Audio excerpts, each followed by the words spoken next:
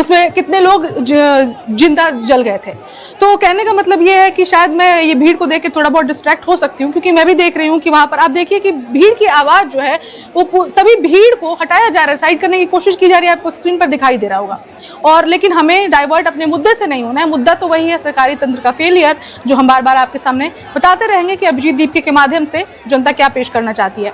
बहरहाल जिस बाइट की हम बात कर रहे थे, सौरभ की जो हम बात कर रहे थे कि कॉकरोच जनता पार्टी के जो स्पोक्स पर्सन हैं वो डायरेक्टली वन इंडिया से उन्होंने बात करी है, और वो जनता के माध्यम, अपने माध्यम से, वन इंडिया के माध्यम से जनता तक अपनी आवाज पहुंचा रहे हैं। खुद ही सुनिए सौरभ क्या कुछ बता रहे हैं। सौरभ, ये प्रोटेस्ट अगर उन्होंने धर्मेंद्र प्रधान से आप इस्तीफा मांग रहे हैं, शिक्षा मंत्री से, अगर वो इस्तीफा नहीं देते हैं तो ये प्रोटेस्ट कब तक चलेगा? देखिए, ये जैसे मैंने बोला कि ये डिसीजन एक बंदा तो नहीं लेगा, ये लीडरलेस मूवमेंट है, ये एक बाईपार्टिजान मूवमेंट है। तो ये जो डिसीजन होगा कि आगे क्या होगा, ये सब लोग मिल के लेंगे, क्योंकि ये सबका मूवमेंट है, ये सारे युवाओं का मूवमेंट है। जिस तरह की रिस्पांस की आपने उम्मीद की थी, क्या उस तरह का रिस्पांस युवाओं से, खासकर जेन ज़ी से मिल रहा है? एग्जैक्टली जैसा रिस्पांस हम लोगों ने सोचा था वैसा ही रिस्पांस हो रहा है।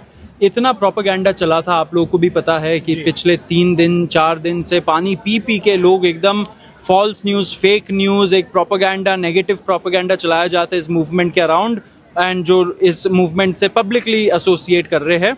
एक आखिरी सवाल कि कौन कौन से बड़े लोगों को आपने इस प्रोटेस्ट के लिए इनवाइट किया है और वो आना चाहते हैं? देखिए, स्पेसिफिकली तो हम लोगों ने सोनम वांगचुक जी को बोला था, लेकिन ये एक ओपन अपील था। तो जो भी लोग जो शांतिपूर्ण तरीके से अपना डिसेंट को रजिस्टर करना चाहते वो यहाँ पे are most welcome.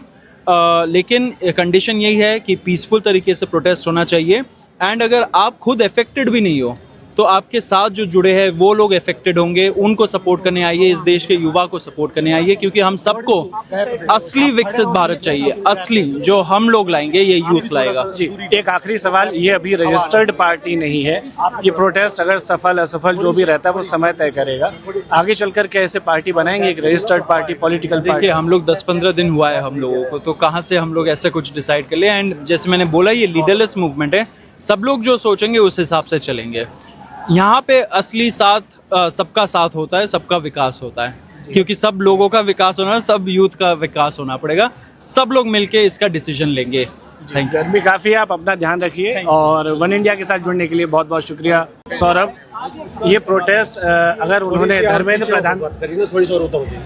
Dharmendra Pradhan से आप इस्तीफा मांग रहे हैं, शिक्षा मंत्री से, अगर वो इस्तीफा नहीं देते हैं तो ये प्रोटेस्ट कब तक चलेगा? देखिए, ये जैसे मैंने बोला कि ये डिसीजन एक बंदा तो नहीं लेगा, ये लीडरलेस मूवमेंट है, ये एक बाईपार्टिजान मूवमेंट है। तो ये जो डिसीजन होगा कि आगे क्या होगा, ये सब लोग मिल के लेंगे, क्योंकि ये सबका मूवमेंट है, ये सारे युवाओं का मूवमेंट है। जिस तरह की रिस्पांस की आपने उम्मीद की थी, क्या उस तरह का रिस्पांस युवाओं से, खासकर जेन ज़ी से मिल रहा है? एग्जैक्टली जैसा रिस्पांस हम लोगों ने सोचा था वैसा ही रिस्पांस हो रहा है। इतना प्रोपेगेंडा चला था, आप लोगों को भी पता है कि पिछले 3-4 दिन से पानी पी पी के लोग एकदम फॉल्स न्यूज़, फेक न्यूज़, एक प्रोपेगेंडा, नेगेटिव प्रोपेगेंडा चलाया जाता है इस मूवमेंट के अराउंड, एंड जो इस मूवमेंट से पब्लिकली एसोसिएट कर रहे हैं। एक आखिरी सवाल कि कौन कौन से बड़े लोगों को आपने इस प्रोटेस्ट के लिए इनवाइट किया है और वो आना चाहते हैं? देखिए, स्पेसिफिकली तो हम लोगों ने सोनम वांगचुक जी को बोला था, लेकिन ये एक ओपन अपील था। तो जो भी लोग जो शांतिपूर्ण तरीके से अपना डिसेंट को रजिस्टर करना चाहते वो यहाँ पे आर मोस्ट वेलकम। लेकिन कंडीशन यही है कि पीसफुल तरीके से प्रोटेस्ट होना चाहिए, एंड अगर आप खुद अफेक्टेड भी नहीं हो तो आपके साथ जो जुड़े हैं वो लोग अफेक्टेड होंगे, उनको सपोर्ट करने आइए, इस देश के युवा को सपोर्ट करने आइए, क्योंकि हम सबको असली विकसित भारत चाहिए, असली जो हम लोग लाएंगे ये यूथ लाएगा। जी, एक आखिरी सवाल, ये अभी रजिस्टर्ड पार्टी नहीं है, ये प्रोटेस्ट अगर सफल असफल जो भी रहता है वो समय तय करेगा। आगे चलकर क्या ऐसे पार्टी बनाएंगे, एक रजिस्टर्ड पार्टी, पॉलिटिकल पार्टी? देखिए, हम लोग 10-15 दिन हुआ है हम लोगों को, तो कहाँ से हम लोग ऐसा कुछ डिसाइड कर ले। एंड जैसे मैंने बोला, ये लीडरलेस मूवमेंट है, सब लोग जो सोचेंगे उस हिसाब से चलेंगे। यहाँ पे असली साथ सबका साथ होता है, सबका विकास होता है, क्योंकि सब लोगों का विकास होना, सब यूथ का विकास होना पड़ेगा, सब लोग मिलके इसका डिसीजन लेंगे। Thank you. गर्मी काफ़ी है, आप अपना ध्यान रखिए, और वन इंडिया के साथ जुड़ने के लिए बहुत बहुत शुक्रिया। बिल्कुल, आप सुन रहे थे अभी सौरभ, स्पोक्स पर्सन है कॉकरोच जनता पार्टी के। सीधा संवाद था उनका वन इंडिया से, और सिद्धार्थ से वो सीधे सीधे बात बता रहे थे अपनी। जो सबसे इंटरेस्टिंग मुझे लगा सबका साथ सबका विकास, ये तो नारा ही किसी और का है, लेकिन जेनजी की ये खूबी होती है शायद कि वो फिल्टर करके जो अपने फायदे के लिए होता है वो ले लेते हैं। और यही कारण है कि सबका साथ सबका विकास, जो कि प्रधानमंत्री मोदी की जब सरकार जो पावर में आई थी, जो पिक्चर में आई थी, तब ये नारे चलाए गए थे। और बहुत सारे नारों का हाथ है प्रधानमंत्री मोदी को कुर्सी पर बिठाने में, उसमें कि सबका साथ सबका विकास वाला नारा पुरजोर था। और आज वही नारा, उसी नारे को जेनजी के जो भारत के जेनजी के जो पार्टी है कॉकरोच जनता पार्टी, उसके सामने से ये सेम नारा निकल कर आ रहा है, सबका साथ सबका विकास उन्होंने नहीं किया, हम करेंगे। तो आप समझिए कि ये किस तरीके से बहुत ज्यादा रिबेलियस तो कोई बातें नहीं करी उन्होंने, लेकिन ऐसी बातें जरूर करी जो हमारे देश के युवाओं को पसंद आएगी, क्योंकि वो सबके साथ की बात कर रहे हैं और युवाओं का साथ मिला भी हुआ है उन्हें। तो आप देख रहे हैं कि लाइव में भी हम आपको दिखा रहे हैं, बहुत मुश्किल से इस प्रोटेस्ट के बीच में अगर हम आपको सौरभ की बाइट दिखा पा रहे हैं, सौरभ का इंटरव्यू दिखा पा रहे हैं, तो आप हमारे ग्राउंड रिपोर्टर्स की, हमारे संवाददाताओं की मेहनत की यहाँ पर तारीफ करनी पड़ेगी कि इस भीड़ में भी घुस करके अगर हम बात निकाल कर ला पा रहे हैं, तो ये आपको एक अलग तरीके से जो देखने को मिल रहा है वन इंडिया पर, ये हम चलाते रहेंगे। बहरहाल अगर आप वहां की बात करें तो प्रोटेस्ट तो शुरू हुआ है, जनता वहां पर पहुंच चुकी है, भीड़ वहां पर इकट्ठा हो चुकी है, वन इंडिया की पूरी टीम वहां पर पहुंच चुकी है, पुलिस प्रशासन वहां पर मुस्तैद है। लेकिन जो भी जनता हमारी नई जुड़ रही है उनके लिए हम बता दें कि हम जो आपको दिखा रहे हैं अभिजीत दीपके का, वो लाइव प्रोटेस्ट दिखा रहे हैं, जंतर मंतर पर दिखा रहे हैं। एयरपोर्ट पर भी हमने सुबह दिखाया जब दीपके कैसे पहुंचे भारत, जब निकले तो वहां पर भीड़ का क्या रिएक्शन था, प्रशासन की कैसी तैनाती थी, मीडिया कवरेज कैसा रहा, जनता उनके बारे में क्या सोचती है, हमने आपको एक एक चीज दिखाया। उसके बाद से हम लगातार बने हुए हैं जंतर मंतर पर भी, आपको जंतर मंतर की सारी फुटेज, सारे विजुअल्स दिखा रहे हैं। और आप समझिए कि वहां पर जैमर जैसी स्थिति है, जो 5G के दौर में, 5G 6G के दौर में वहां पर 2G नेटवर्क भी ठीक से नहीं चल रहा है। हमारी टीम लाइव बार बार नहीं जुड़ पा रही है, शिवेंद्र गौड़ बार बार जुड़ पा रहे हैं हमारे साथ लाइव, क्योंकि वो उस लोकेशन से थोड़े अलग है, थोड़े बाहर निकले ताकि हमें वो बाहर से अपडेट दे पाए। अंदर हमारी टीम के 4-5 लोग मौजूद हैं, लेकिन वो लोग लाइव नहीं जुड़ पा रहे हैं। तो नेटवर्क, सरकार ने जो प्रोटेस्ट शुरू किया, सरकार उसी प्रोटेस्ट को दबाने की भी कोशिश कर रही है। ये सीधे सीधे मैं नहीं कह रही, ये जो वहां से लोग निकल कर आ रहे हैं वो बता रहे हैं। तो आप देखिए जंतर मंतर का जो प्रोटेस्ट है, कंटिन्यू आप भीड़ देख पा रहे हैं। अब देखिए कैसे लोग इकट्ठा हुए हैं, लोगों और मांग वही है, एक बार मैं वापस से रिपीट कर दूं, कॉकरोच जनता पार्टी, जैसे कि अभी आप सौरभ को भी सुन रहे थे, उनके स्पोक्स पर्सन सौरभ ने भी साफ साफ बताया कि 10-15 दिनों में इतना बड़ा तो हमने कोई प्लान तैयार नहीं कर लिया है कि पार्टी बनानी है, रजिस्ट्रेशन करवाना है, लेकिन जनता की आवाज हम बनेंगे और सबका साथ सबका विकास हम करके दिखाएंगे, ऐसा सौरभ कह रहे थे। अब ये कितना कर पाते हैं, क्या ये प्रोटेस्ट जो है, ये सरकार इस प्रोटेस्ट को चलने देती है, सरकार आगे क्या करती है, ये भी हम आपको पल पल दिखाते रहेंगे। फिलहाल यही है कि कुछ इश्यूज हैं, डॉक्यूमेंट्री इश्यूज थे, डॉक्यूमेंट्स के इश्यूज थे, वो सॉल्व किए गए हैं। पुलिस प्रशासन लगातार कुछ चेक पॉइंट्स होते हैं उनके, वो कर रही हैं, लेकिन जनता जो है वो बिल्कुल भी कम एनर्जी में नहीं दिखाई पड़ रही है। 43 डिग्री का धूप और इतनी गर्मी भी जनता को वहां पहुंचने से रोक नहीं पा रही है। ये समर्थन जो जन आंदोलन का समर्थन था, ये रुक नहीं पाया।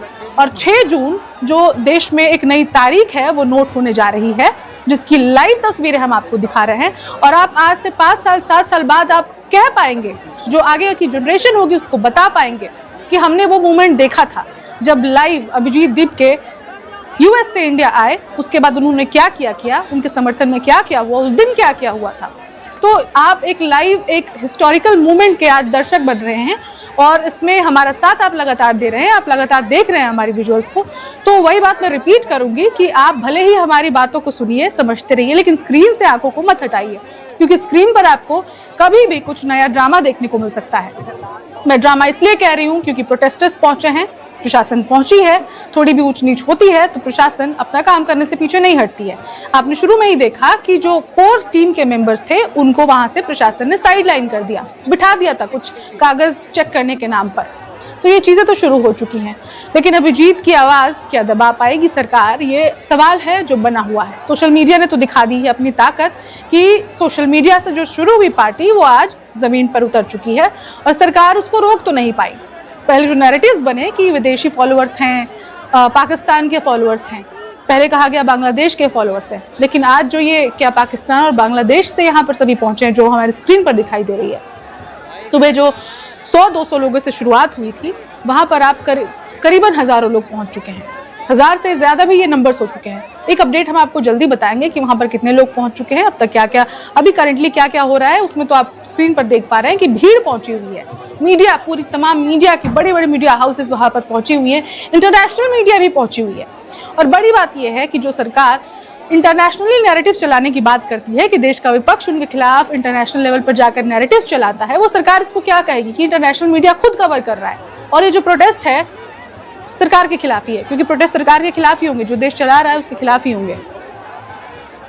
बिल्कुल, आप देखते रहिए स्क्रीन पर विजुअल्स। फिलहाल हम ये भी जानना चाहेंगे, शिवेंद्र जी वहां ग्राउंड पर मौजूद हैं, तो अभी लेटेस्ट क्या अपडेट है, एक बार शिवेंद्र जी बताइए, क्योंकि हलचल तो बहुत ज्यादा दिखाई पड़ रही है स्क्रीन पर, भीड़ की, पोस्टर्स की, नारों की, तो अभी क्या चल रहा है वहां पर? सबसे बड़ी बात है कि लगातार मैं यहाँ देख रहा हूँ, अगर मान के खड़ा हूँ, आप देखेंगे यहाँ से लगातार मेरे पास से प्रदर्शनकारी आते जा रहे हैं, बढ़ती जा रही है संख्या, और इसमें युवाओं की संख्या बहुत है। अब मैं यहाँ देखिए बराबर से कई युवा निकल रहे हैं, सब वहीं जा रहे हैं, यानी कि संख्या लगातार बढ़ी है। और मैं दिखाऊंगा इस तरीके से, देखिए किस तरीके, देखिए ये इस तरीके से काकरोच की तस्वीरें लगा के। आप लेट हो गए क्या बात? नहीं, मैं पानी लेने गया था। पानी लेने डटे हुए हैं, तो डटे हुए हैं लोग और लगातार आ रहे हैं। तो यहाँ पर ये संख्या बढ़ गई। प्रोटेस्ट किसे कहते, प्रदर्शन किसे कहते?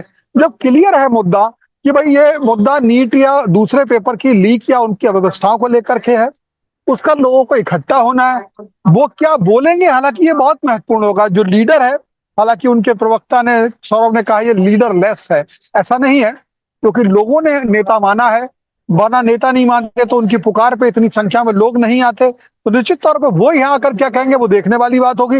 लेकिन किसी जगह पर एकत्र होना किसी उद्देश्य को लेने के लिए वो काफी होता है, लोकतंत्र में ये बताने के लिए कि इतने लोग इस बात की तरफ आ गए हैं और ये वास्तव में एक मुद्दा बन चुका है। तो नीट के मुद्दे को जो प्रारंभ में हम देख पा रहे थे कि उतनी आवाज नहीं मिल पा रही थी, तो वो आवाज इस जो हालांकि वो सीजीआई के, जैसा कि आपने भी कहा, मैं भी बता चुका हूँ, सीजीआई के उस व्यंग वाक के बाद ये पार्टी का उदय हुआ, उसमें बहुत सारी चीजें रही, लेकिन अब ये मुद्दा जो है बड़ा बनता जा रहा है। और इन्होंने क्या किया, भी एक मुद्दा किया, मुझे लगता है इस पार्टी के पास अब अन्य मुद्दों के लिए ना सारे मुद्दे एकत्र नहीं किए हैं, लेकिन भ्रष्टाचार की बात जरूर की है। तो निश्चित तौर पे अब ये चेतना होगा कि कोई भी घटना होती है तो ये युवा क्या इस तरह दोबारा इसी तरह एकत्र होते हैं या ये मुद्दे के बाद मामला हल्का पड़ता है। लेकिन हाँ, ये मुद्दा सरकार के संज्ञान में इसलिए आ गया है कि अगर नेतृत्व मिलता है तो युवा उस पर इकट्ठे होंगे, किसी भी उस मुद्दे पे इकट्ठे होंगे जिसे वो नापसंद करते होंगे। शिवेंद्र जी, मेरा एक सवाल होगा यहाँ पर आपसे, उसके अब इकट्ठे हो जाएंगे। मेरा एक सवाल होगा यहाँ पर आपसे, क्योंकि और ये सबसे इंपॉर्टेंट सवाल है, क्योंकि ये जो पूरा प्रोटेस्ट है इसी सवाल के इर्द गिर्द घूम रहा है। धर्मेंद्र प्रधान का इस्तीफा, शिक्षा मंत्री का इस्तीफा, तो आपको क्या लगता है शिक्षा मंत्री को, जैसा कि आपने हमें पहले भी जब आपने हमसे बात करी थी तो बताया था कि शिक्षा मंत्री को तो पहले इस्तीफा दे देना चाहिए था, तो आपको क्या लगता है कि इस मास आंदोलन के बाद से जहां इतना जनसमूह उतर चुका है, ये दिखा रहा है कि वो इस्तीफा चाहते हैं, तो क्या शिक्षा मंत्री सारे खामियों को अपने कंधे पर उसकी जिम्मेदारी लेंगे, वो एक्सेप्ट करेंगे कि ठीक है it's my failure, now I am resigning? तो क्या ऐसा होगा, क्या शिक्षा मंत्री इस्तीफा देंगे? आपको आपका एक्सपीरियंस क्या बताता है? देखिए, मेरा एक्सपीरियंस ये बताता है कि अगर आप वास्तव में इस तरह के इंसान हैं कि आप गलती को गलती मानते हैं, या आप ये मानते हैं कि हाँ आपके नेतृत्व के नीचे लोगों ने लापरवाही की है, और अगर आप ये मानते हैं कि ठीक है, आप अगर मानते हैं कि आप सीधे इन्वॉल्व नहीं है, लेकिन आप उस संस्थान के अगर मुखिया हैं और नीचे के लोग अगर आपकी नाक के नीचे कुछ ऐसा कर जाते हैं जिससे 22 लाख युवा या और ज्यादा युवा दूसरे पेपर्स को भी मान ले, उनके भविष्य पर चोट होती है, तो आपको स्वीकारना होगा कि उसकी जिम्मेदारी आपकी बनती थी। अगर आप सहज इसे स्वीकार कर लेते हैं तो ये प्रशंसनीय होता है। शायद लोग इसका करते भी, आज के दौर में भी धर्मेंद्र प्रधान ने तुरंत जिम्मेदारी लेते उसके बाद, लेकिन उन्होंने ऐसा नहीं किया। मैंने जो इस्तीफे की बात की थी वो इसी मद्देनजर रखी थी कि आपको सहजता से गलती को या जिम्मेदारी, गलती ना कहता तो मैं ये भी कह देता कि मैं जिम्मेदारी लेता हूँ, अगर मेरी नाक के नीचे कुछ लोगों ने ऐसा किया है तो बेहतर होता। लेकिन अब जो मेरा एक्सपीरियंस की बात थी, मैं जिस तरह पिछले कुछ समय से सरकारों को देखता आया हूँ, वो इस मामले में हठधर्म होती हैं, हठधर्मता दिखाती हैं कि अगर उन पर कोई दबाव डालेगा, चाहे वो आंदोलन के जरिए डाले, चाहे लोगों को जरिए डाले, चाहे वो किसी भी लोकतांत्रिक तरीके से डाले, तो वो आसानी से इस्तीफा अपने मंत्रालय से नहीं दिलाती हैं। हालांकि कुछ समय बाद उन्हें इस नाराजगी को झेलना होता है। मुझे ऐसा लगता है कि तुरंत तो इस्तीफा ना दें, लेकिन अब धर्मेंद्र प्रधान को आने वाले समय में शिक्षा विभाग के मंत्री के रूप में रहना मुश्किल होगा। सरकार अभी दबाव में न आने के चलते, दिखाने के चलते ये कहे कि अभी चलते रहने दे, लेकिन आने वाले समय में गाज जरूर गिरेगी। मैंने दूसरे विभागों में भी ये देखा है कि जो मोदी सरकार या जो भी सरकारें हैं, वो जब उन्हें लगता है कि हमारा इस मंत्री के प्रति इस विभाग में बेहद नाराजगी पैदा हो रही है, तो डैमेज कंट्रोल के लिए कदम जरूर उठाती हैं। चाहे अभी वो इसे अपनी हार के रूप में प्रेषित ना करना चाहे तो भी ना ले, लेकिन उन्हें आभास तो हो गया होगा कि आवाजें इस खिलाफ उठने लगी हैं। इतने लोग अगर इस्तीफा मांग रहे हैं तो ये सामान्य बात नहीं है। धर्मेंद्र प्रधान को बैकफुट पर आना ही होगा, लेकिन अभी जो आप मुझे नहीं लगता सरकार इस पर जी। अगर ऐसा होता है शिवेंद्र जी, जैसा कि अभी आपने हार मानने बताया, का। अभी आपने जैसा कि बताया हमें कि सरकार को आइडियली तो ले लेना चाहिए, जिम्मेदारी ले लेनी चाहिए कि ठीक है ये हमारा फेलियर है, फेलियर आपका ही है क्योंकि सरकार आप चला रहे हैं, डिपार्टमेंट आपका है, मिनिस्ट्री आपकी है, लेकिन इस्तीफे के लिए आंदोलन करना पड़ रहा है। इस पर हमने डिस्कशन किया, लेकिन ये आप हमें समझाइए, एक बार दर्शकों को भी समझाइए कि सरकार जब कुछ अच्छा होता है तो वहां क्रेडिट लेने तो सबसे पहले पहुंचती है। देश में कुछ भी अच्छा हो जाए, चाहे वो विदेशी मुद्रा भंडार हो, चाहे वो कुछ भी हो, थोड़ा बहुत भी ऊपर नीचे होता है तो सरकार क्रेडिट लेने के लिए अपने बैनर्स पोस्टर्स बनवाती है। इसका मैं एक उदाहरण दे रही हूँ। चलिए, मैं विदेशों की और देश की तो बात मैं छोड़ ही दे रही हूँ, मैं बात करती हूँ बिहार की। अभी आपको पता है कि नीट का जेई एडवांस का रिजल्ट आया था। शुभम कुमार एआई रैंक 1 थे, तो शुभम कुमार के रैंक पर बिहार के मुख्यमंत्री का पोस्टर कोने में लगा हुआ था ऊपर। अब इसका क्या कनेक्शन क्या है? क्या शुभम कुमार के एजुकेशन में बिहार सरकार ने मदद किया था? बिहार सरकार की मैं बात इसलिए कर रही हूँ क्योंकि बिहार में भी एनडीए की ही सरकार है, तो ना वहां पर जो सम्राट चौधरी मुख्यमंत्री, ना उसमें उनका कुछ कंट्रीब्यूशन था, ना उनकी सरकार का कुछ कंट्रीब्यूशन था। पेरेंट्स ने साफ साफ कहा कि वो कोटा में एक बड़ी कोचिंग संस्थान में अपने बच्चे को पढ़ा रहे थे। वहां से पढ़ा बच्चा, माँ बाप ने अपने टैक्स के पैसों के बाद दोबारा से फीस भरा बच्चों के लिए, उसने पढ़कर रैंक निकाला, सरकार वहां क्रेडिट लेने पहुंच गई, जबरदस्ती एक कोने पर फोटो लगा दिया क्योंकि just because he is from Bihar. तो अगर वो बिहार से है तो सारा क्रेडिट वो ले लेंगे। एक तो पहला सवाल। दूसरा सवाल, क्रेडिट लेने के लिए तो आप आगे आ जाते हैं, फेलियर को अपनी जिम्मेदारी क्यों नहीं बनाते आप? फेलियर पे अपनी तस्वीर क्यों नहीं दिखाते आप कि हाँ वी हैव फेल्ड? आप फेलियर पे भी स्टैम्प लगाइए ना कि हम फेल कर गए। शिवेंद्र जी, आप क्या सोचते हैं इस पर? मुझे लगता है कुछ नेटवर्क इशू है। चलिए, ये सवाल जवाब तो हम करते रहेंगे क्योंकि सिस्टम पर सवाल कॉकरोच जनता पार्टी उठा रही है और उसके सवालों को हम आप तक पहुंचा रहे हैं। बहरहाल, अभी आप स्क्रीन पर देख रहे हैं भीड़ जो है, भीड़ की तादाद बढ़ती जा रही है। आप देख पा रहे होंगे हमारे स्क्रीन पर हजारों लोग आपको दिखाई पड़ रहे हैं, हजारों लोग दीवारों पर खड़े हैं। वो कैमरा पर्सन हैं, कुछ आम जनता भी है, लेकिन मोस्टली जो है वो कैमरा पर्सन है जो दीवारों पर खड़े हैं। बैठे हुए जो आम जनता, अभी आपको बैठी हुई जनता दिखाई दे रही है, ये सारी जनता उसी अभिजीत दीपके को सपोर्ट कर रही है जिसको कल तक भारत में उसका अस्तित्व, उस पर उंगलियां उठाई जा रही थी। आप देख पा रहे हैं कि भीड़ में बहुत सारे लोगों के हाथ में बाबा साहेब भीमराव अंबेडकर की तस्वीर है, संविधान के जनक। उनकी तस्वीर लेकर ही जो सीजेपी के संस्थापक है अभिजीत दीपके, वो भी एयरपोर्ट से बाहर जब निकले तो उनके हाथ में भी भीमराव अंबेडकर की ही तस्वीर थी और उसी तस्वीर के साथ प्रोटेस्ट हो रहा है। और ये जो जन सैलाब है, जन आंदोलन था, वो अब जन सैलाब में बदलता जा रहा है। पहले 200 लोगों से शुरुआत हुई थी, ये देखिए आपको स्क्रीन पर दिखाई पड़ रही है, धक्का मुक्की जैसी भी सिचुएशंस आ गई है, इतनी भीड़ हो गई है वहां पर। अंदर जा रहे हैं क्या? तो इसी भीड़ के बाद आप देखिए कि इस भीड़ की वजह से प्रशासन को अपनी मुस्तैदी बढ़ानी पड़ रही है। अब भीड़ भी इसलिए हो रही, क्या मैनेजमेंट फेलियर है यहाँ पर या समर्थक ज्यादा पहुंच गए हैं, ये तो हमारे संवाददाता जो ग्राउंड पर हैं वो हमें क्लियरली बता पाएंगे। फिलहाल हम ग्राउंड से आपको डायरेक्ट अभी लाइव नहीं ले पा रहे उस जगह से, क्योंकि आपको हमने इसका कारण भी बताया। जिस सरकार ने पहले परमिशन दिया था इस प्रोटेस्ट के लिए, उसी सरकार ने वहां पर जैमिंग कर दी, तो अब जैमर के बाद से वहां पर हम लाइव जोड़ नहीं पा रहे हैं बिल्कुल अंदर से। तो आप देखिए कि हम आपको लाइव तस्वीरें, लाइव वीडियोस आपको दिखा रहे हैं और इसके साथ ही हम आपको पहुंचाते रहेंगे, सरकार आप तक पहुंचने दे या ना दे। आप देखिए हमारे संवाददाता, हमारे साथी अभय हैं जो जंतर मंतर से पहुंचे हुए हैं, वहां से आपको लाइव वहां पे अभी क्या हालात है अभय आपको बताएंगे। आज दिल्ली में नेट से शुरू हुआ नीट के लिए प्रोटेस्ट स्ट्रीट पर आ चुका है और सबसे खास बात यहाँ पर अभिजीत दिपके अब तक आए भी नहीं है, तब भी यहाँ पर उनके कॉकरोचेस और जिस तरीके से आप मेरे आसपास भी देख सकते हैं कि एक बड़ा जन सैलाब यहाँ पर देखने को मिल रहा है। कई सारे युवा अपने हाथों में अपने प्ले कार्ड जैसे what's going on here, resign resign resign. तो एक तरीके से ये जो मांग है कि धर्मेंद्र प्रधान जो शिक्षा मंत्री है उनको रिज़ाइन करना पड़ेगा। नीट में जो धांधली हुई और उसके बाद देश में कई सारे राज्यों में जो अलग अलग तरह के एग्ज़ाम्स हुए उसमें भी जो लीक देखने को मिली उसका जवाब मांगने के लिए देश का युवा आज सड़क पर आ चुका है। बात करेंगे कुछ प्रोटेस्टर से और सबसे पहले सर आपका नाम? मैं नाम तो नहीं बताना चाहूँगा, मुझे कॉकरोच ही बोल दीजिए। ठीक है, तो एक तरीके से कॉकरोच जनता पार्टी के एक कॉकरोच हमारे साथ है। आप यहाँ पर क्यों आए हैं? मैं इसलिए आया हूँ कि पहले तो कई सालों पहले तक तो देश के युवा का मखौल जो है वो प्राइवेट में उड़ाया जाता था, बंद कमरों में उड़ाया जाता था। आज वो नेशनल टीवी पे हमें कॉकरोच की उपाधि देके उड़ाए जा रहे हैं। कह रहे हैं कि लेज़ी हैं, काम नहीं कर सकते हैं और इधर उधर घूम रहे हैं, तो ये कॉकरोच हैं।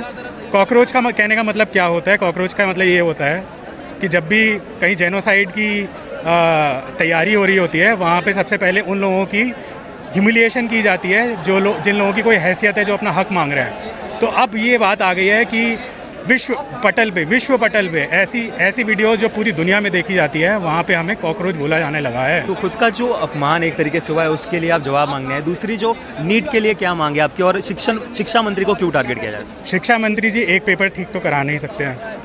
आए दिन रोज़ एक साल में कई पेपरों की न्यूज़ आ रही है। पहले किसी पर्टिकुलर राज्य से आया करती थी, मैं नाम नहीं लूँगा, अब उस राज्य के लोग यहाँ आए हैं तो अब हर राज्य में हो रही है। और मैं किसी एक पार्टी के बारे में नहीं कह रहा, मैं किसी एक पार्टी के, कोई पार्टी संत नहीं है यहाँ पे। जिसको दिखेगा कि हाँ ये कॉकरोच जनता पार्टी आगे बढ़ रही है वो उसके साथ आ जाएगा। और सबसे इम्पोर्टेंट बात, यहाँ पर कई लोग हमने अभी देखे कि विरोधी दल या फिर उनके स्टूडेंट विंग से यहाँ पर आए थे, वो डायरेक्टली बोल रहे हैं कि ये एंटी नेशनल है, ये भारत माता की जय नहीं बोलते। आपके तो हाथ में तिरंगा, क्या बोलना चाहेंगे आप? मैं भारत माता की जय मैं बोल रहा हूँ, मैं बोलता हूँ भारत में, कितनी बार बोलना है भारत माता की? झंडा है डायरेक्टली हाथ में। हाँ, तो उन लोगों को क्या जवाब देंगे जो आप उन लोगों को यही बोलूँगा कि भारत माता की जय। अब तुम भारत माता की जय 1000 बार बोलो, यहाँ खड़े होकर 1000 बार भारत माता की जय बोलो और उसके बाद 100 बार जनगण मन गाओ। अच्छा, जनगण मन पूरा गाओ, सबसे पूरा इम्पोर्टेंट नहीं 100 बार गाओ। अच्छा, क्या दिक्कत है जनगण मन 100 बार गाने में? देश का दुर्भाग्य ये है कि साबित करने के लिए कि हम देशभक्त हैं, हम दूसरों से बुलवाएंगे कि आप ये बोलो, आप ये बोलो, आप ये बोलो। मैंने झंडा लिया हुआ है, अभी अगर यहाँ पे इतने सारे लोग नहीं होते तो मुझे पुलिस पकड़ के ले जाती। बिल्कुल। और मुझसे बोला जाता कि भारत माता की जय बोलो। या अगर मैं भारत माता की जय को अपना नारा बना लेता तो मुझे अंदर कर दिया जाता। तो आप ये कह रहे हैं कि सिर्फ और सिर्फ प्रोटेस्ट को भटकाने के लिए वो यहाँ पर आए और ऐसे ब्लेम जो करने की वो कोशिश कर रहे हैं। दूसरे और सबसे इम्पोर्टेंट, मुझे नहीं जानता किसी ने क्या कहा है। बिल्कुल बिल्कुल। पर ये जो मूवमेंट है, ये इस देश की जेन ज़ी का मूवमेंट है, ये इस देश की यूथ का मूवमेंट है। सरकार डरे इस मूवमेंट से, सरकार एक्शन ले धर्मेंद्र प्रधान पे, वरना ये मूवमेंट बहुत बड़ी होने जा रही है, बहुत बड़ी होने जा रही है मूवमेंट। बिल्कुल, एक तरीके से इन्होंने ये इंडिकेशन दे दिया है। कुछ और युवा भी हमारे साथ हैं, उनसे बात करेंगे।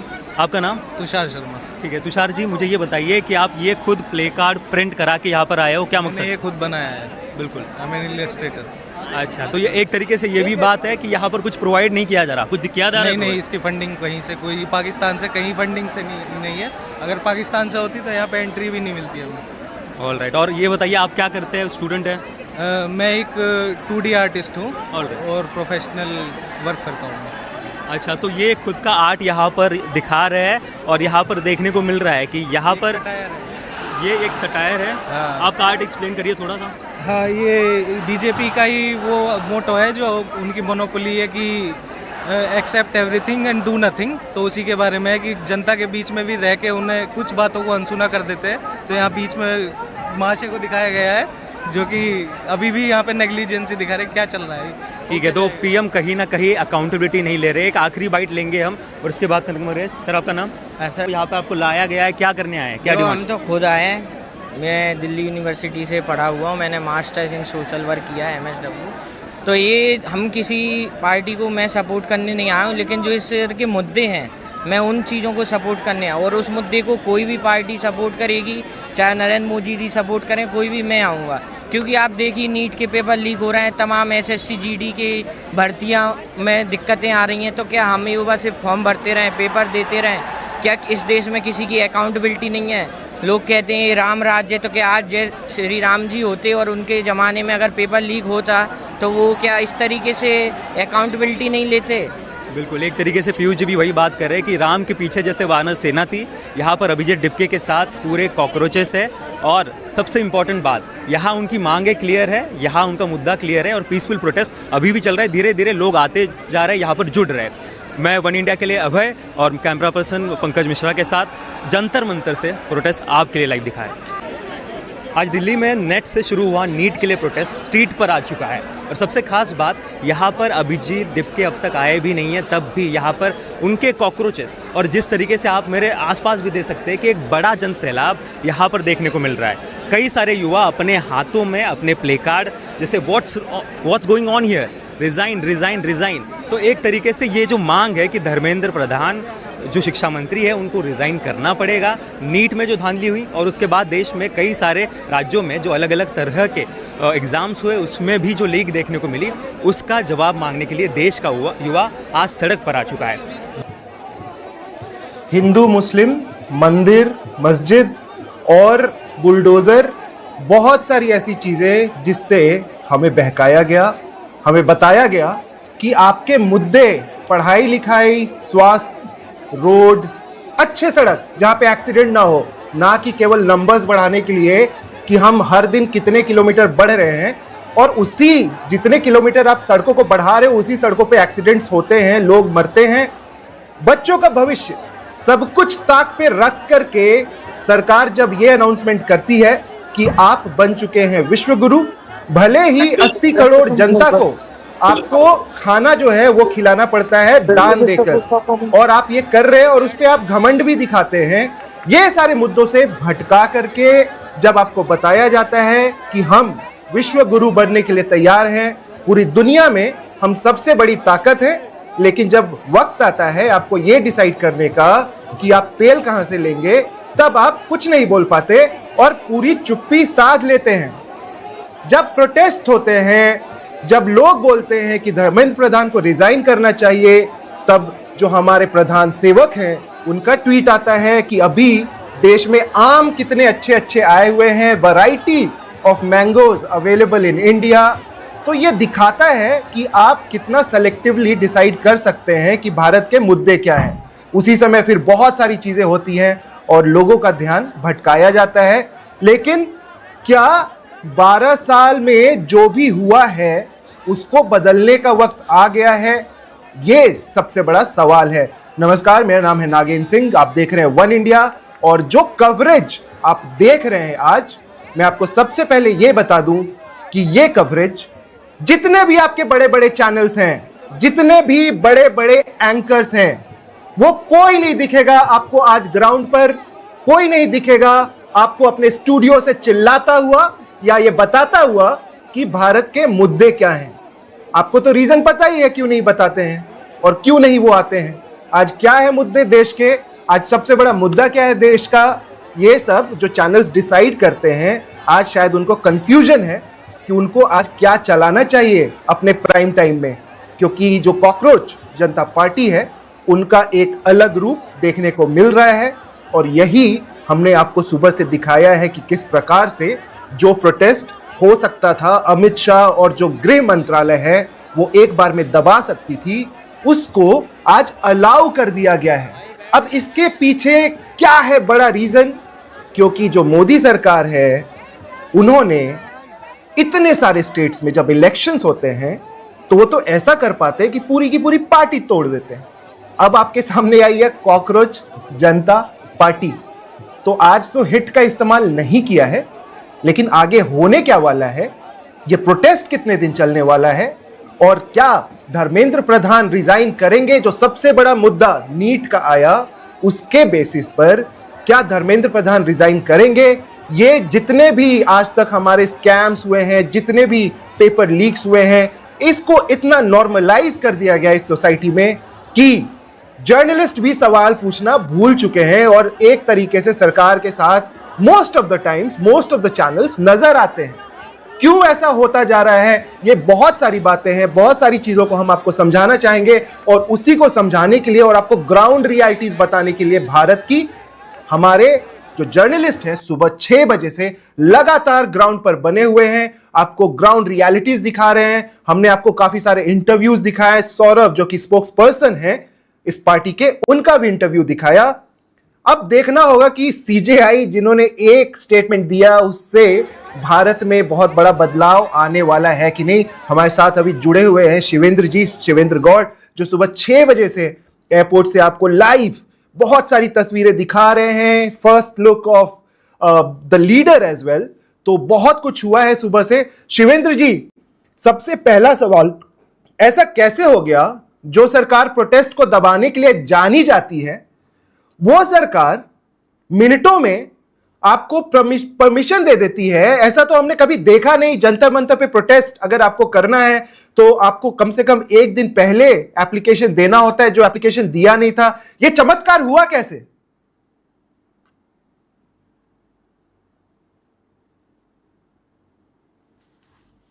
जी हम कोशिश कर रहे हैं शिवेंद्र जी से बिल्कुल।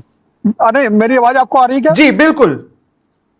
हाँ, लेकिन मैं बिल्कुल मानता हूं, मेरी बात पहले भी हुई और मैंने बताया था, मुझे पूरी उम्मीद थी क्योंकि मैं राजनीतिकों की चालों को काफी समय से कवर करते करते समझ गया हूं और इसलिए मुझे मालूम था कि इसका जो है परमिशन दी जाएगी। हालांकि बार बार ये बात मीडिया में आ रही थी कि एक दिन पहले कम से कम परमिशन के लिए अपील किए जाए और मैं ये सिस्टम है, क्योंकि मैं छात्र राजनीति के रूप में मैंने भी जब आंदोलन किए हैं तो परमिशन ली है, लेकिन उसका सिस्टम होता है वो इसलिए होता है कि एलआईओ जाकर के एक लोकल इंटेलिजेंस होती है, वहां पर देखती है, वो सारी चीजें होती हैं ताकि किस तरह की व्यवस्थाएं करनी चाहिए।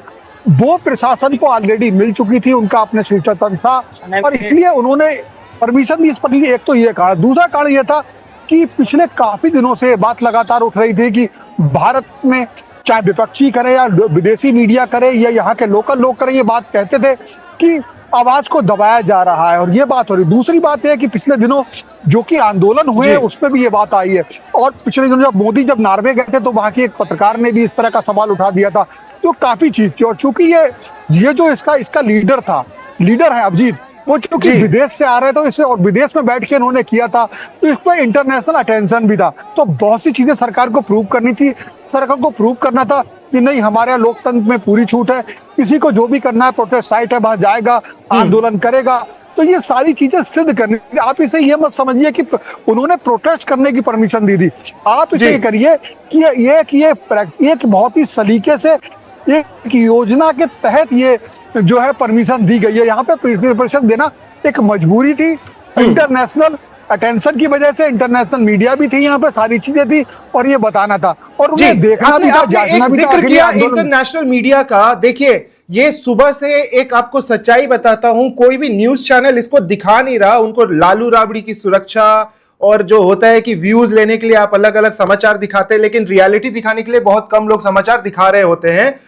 ये आपको नेशनल मीडिया वहां दिख रही है क्या? इंटरनेशनल मीडिया का आपने जिक्र किया कि वो बड़े स्तर पर इसको कवर कर रहे हैं इस प्रोटेस्ट को, लेकिन आपको नेशनल मीडिया नदारद क्यों नजर आ रही है?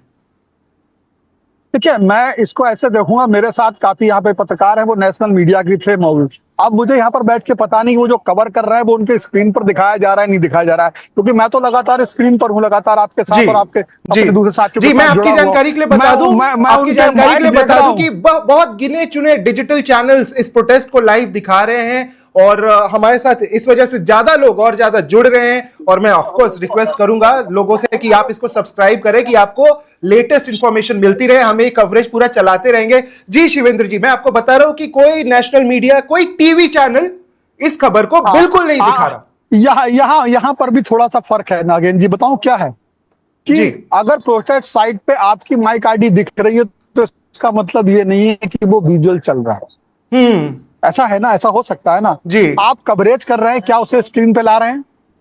लाइव कवरेज कितनी हो रही पता नहीं, लेकिन सवाल ये मीडिया को रहना तो है ही, मीडिया की आईडी वहां पर रहनी है। तो आईडी रहने से आप प्रोटेस्ट जो लोग कर रहे हैं उनके सामने तो अपना उपस्थिति दर्जा रहे हैं, बता रहे हैं कि हम आपकी कवरेज के लिए आए हुए हैं। लेकिन वो पत्रकार यहाँ पर आए हैं, अपनी रुचि से आए हैं, कवरेज करने आए, लेकिन उनका संस्थान उसे कितना स्पेस दे रहा है, ये एक बड़ा सवाल है। तो आप अगर ये देख सकते हैं क्या उसे वास्तव में वो स्पेस वहां पर मिल रहा है, ये देखना होगा, ये बहुत जरूरी है। तो ये एक सवाल है।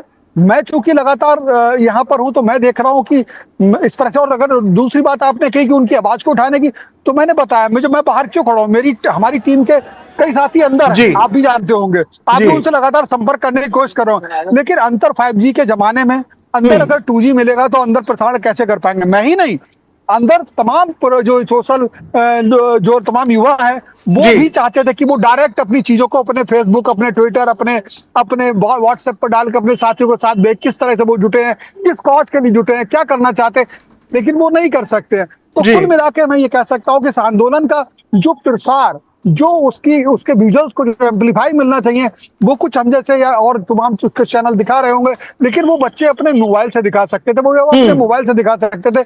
उनको इस तरह की फैसिलिटी नहीं, हालांकि वो चलिए हो सकता है इससे भी कुछ अच्छा ही निकल करके आए कि जो मीडिया इस प्रोटेस्ट को कवर नहीं कर रही है, हो सकता है कि जनता उस मीडिया को ही कवर ना करे, उसको देखे ही नहीं। चलिए बहुत अच्छा है जो ये कर रहे हैं। थोड़ा सा ये समझाइए शिवेंद्र जी, आपने देखा होगा इंटरनेशनल जर्नलिस्ट भी इसको कवर कर रहे हैं। इंटरनेशनल जर्नलिस्टों से अगर आप बात करें तो क्या समझने को आपको मिल रहा है, किस प्रकार से वो भारत के इस प्रोटेस्ट को देख रहे हैं? क्या वो इसका कंपैरिजन जो बांग्लादेश में हुआ, जो नेपाल में हुआ, क्या वो इसको इस प्रकार से कंपेयर कर रहे हैं? इस लेवल का प्रोटेस्ट हो सकता है ये आगे चल के?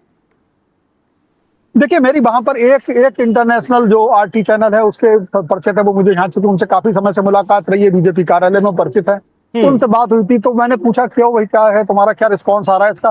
बोले हम कवर कर रहे हैं। तो ये सवाल की क्योंकि नेपाल की तरह होगा, बांग्लादेश की तरह होगा, इस तरह की चीजें बहुत ज्यादा चर्चा में उन्होंने लाने की कोशिश नहीं की। उन्होंने कहा हम कवर कर रहे हैं, आ रहे हैं, आंदोलन है, और इसकी ये जो हमारा उसको फुटेज वहां तक मिल रहा है, इसको कवरेज, इसको दर्शक मिल रहे हैं इंटरनेशनली। तो यानी कि इस आंदोलन की चर्चा इंटरनेशनल है, ये बात सच है। लेकिन इस आंदोलन को अभी बांग्लादेश या नेपाल की तरह का, पहली बात तो ये आंदोलन इसलिए मैं उसी तरह ही मानता हूँ, उसमें हिंसा थी। ये जितने प्रोटेस्ट आ रहे हैं इनके उस पर लिखा हुआ है कि पीसफुल। अभी अपने सौरभ जो इनके प्रवक्ता थे उनसे भी कहा होगा, उन्होंने भी लोगों से, अपने साथियों से अपील की पीसफुल करें।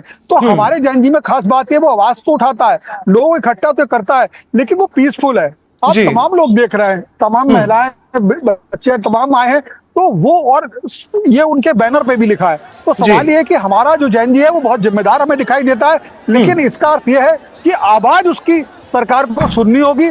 और ये इकट्ठा होना ही भारत जैसे लोकतंत्र में, अगर राष्ट्रीय राजधानी के अंदर लोग इस तरह इस कॉज के लिए जुटते हैं, तो सरकार के पास ये इनपुट बहुत जबरदस्त तरीके से जा रहा होगा। मेरे पास जो इनपुट है, मेरे पास कुछ इंटेलिजेंस के साथी हैं जिनके साथ थोड़ी देर मैंने टाइम स्पेंड किया था जब तक अभिजीत नहीं आ रहे थे। तो बोले थे हमने कहा इतना फोर्सेस क्यों है यार, इतना ये सब आप सिविल ड्रेस में क्यों आ रहे हो, क्या कुछ बड़ा होना होता है तो बताओ। बोले बताएंगे नहीं, लेकिन ये बुढ़े की संख्या अच्छी होगी। और क्या करा, बोले बाकी क्योंकि वो सरकारी कर्मचारी इतना ज्यादा नहीं, लेकिन हमारी दोस्ती का उन्होंने बताया कि संख्या अच्छी होगी। क्योंकि पहले मुझे सकता पता नहीं जंतर मंतर पे कितने लोग आएंगे नहीं आएंगे, तो उन्होंने मुझे इतना बता दिया कि यहाँ पर बहुत ज्यादा लोग इकट्ठे नहीं होंगे, बाहर ही रोका जा रहा है हवाई अड्डे पे। लेकिन फिर भी कुछ लोग यात्री का जो बहुत उनसे समर्थक थे, वो यात्री के रूप में एक बैग लेकर के, कोई बहाना बना करके वहां पहुंचे थे कि हमारा कोई आ रहा है उसको लेने जा रहा है, कुछ लोग पहुंच गए थे। तो ये स्थिति थी। लेकिन जो जैन जी को आप इस मामले में कह सकते हो कि आवाज उठा रहा है, आवाज उठाने के मामले में हो सकता है नेपाल और बांग्लादेश की तरफ सामने आए, लेकिन हमारा जैन जी इस मामले में एक प्रशंसनीय है, उसका प्रशंसक हूं मैंने यहाँ देखा उसके हाथ में जिस तरह लोग कह रहे थे वो डंडे लेके आएंगे, ये करेंगे और तमाम तरह के हिंसक करेंगे, कोई भी एक, आप इतनी देर से हमारे पत्रकार भी अंदर है देख रहे हो, अगर कोई असामाजिक तत्व आकर के कोई पथराव या कुछ करके उस आंदोलन को बिगाड़ना चाहे तो मैं कह नहीं सकता। लेकिन अभी तक ये आंदोलन एक अच्छे आंदोलन, ये लोग, मैं पहले सोच रहा था ये कोई राजनीतिक पार्टी के लोग नहीं है, इन्हें हो सकता है आंदोलन की रणनीति का पता ना हो, इनको समझ में ना आता हो कि पुलिस के साथ कैसे व्यवहार करा जाता है। कहीं एक पहली बार आंदोलन करने वाले बहुत से लोगों पुलिस से टकराव ना पैदा कर दें। लेकिन ये लोग एक अनुशासित लोग हैं, आ रहे हैं चुपचाप, अपना बैनर है सर पे काकरोच, इस तरीके से देखिए कि युवा आ रहा है, मैं वो भी दिखा दूंगा, इस तरीके से युवा है। आप इनसे पूछिए ये काकरोच का लगा है, बिल्कुल शांति प्रिय, अगर बिल्कुल शांति प्रिय तरीके से कर रहे हैं, क्या लगता है? लोग कह रहे हैं कि इधर आओ, बताओ एक बात। सवाल होता है कि वो नेपाल की तरह तोड़ फोड़ वो सब थोड़ी होने वाली है। तोड़ फोड़ कुछ नहीं होगा, हम लोग शांति से रहेंगे, शांति से हम लोग आवाज उठाएंगे, शांति से जो मांगे हमारी से हम लोग मांगे। हमारा युवा ऐसा है, वो आवाज उठा रहा है और जो है जी मैं वही आपसे कि कब तक ये प्रोटेस्ट चलने की संभावना है? Is it a one day wonder कि ये प्रोटेस्ट जब तक धर्मेंद्र प्रधान रिजाइन नहीं करते तब तक चलेगा? फोन करता हूँ। किन मुद्दों पे वो लड़ रहे हैं? कब तक चलेगा ये प्रोटेस्ट? देखिए इसमें एक चीज ये है कि आज अगर जो परमिशन दी गई है, जंतर मंतर का सिस्टम है कि कुछ घंटे की परमिशन दी जाती है, उसी हिसाब से यहाँ पर तमाम व्यवस्थाएं, चाहे वो पानी की व्यवस्था हो, चाहे फोर्सेस की व्यवस्था हो, सुरक्षा। हालांकि पानी की व्यवस्था फेल है, उसमें बूंद पानी नहीं आया। मैं वो आपको दिखाना चाह रहा हूँ, पहले भी मैंने कहा था।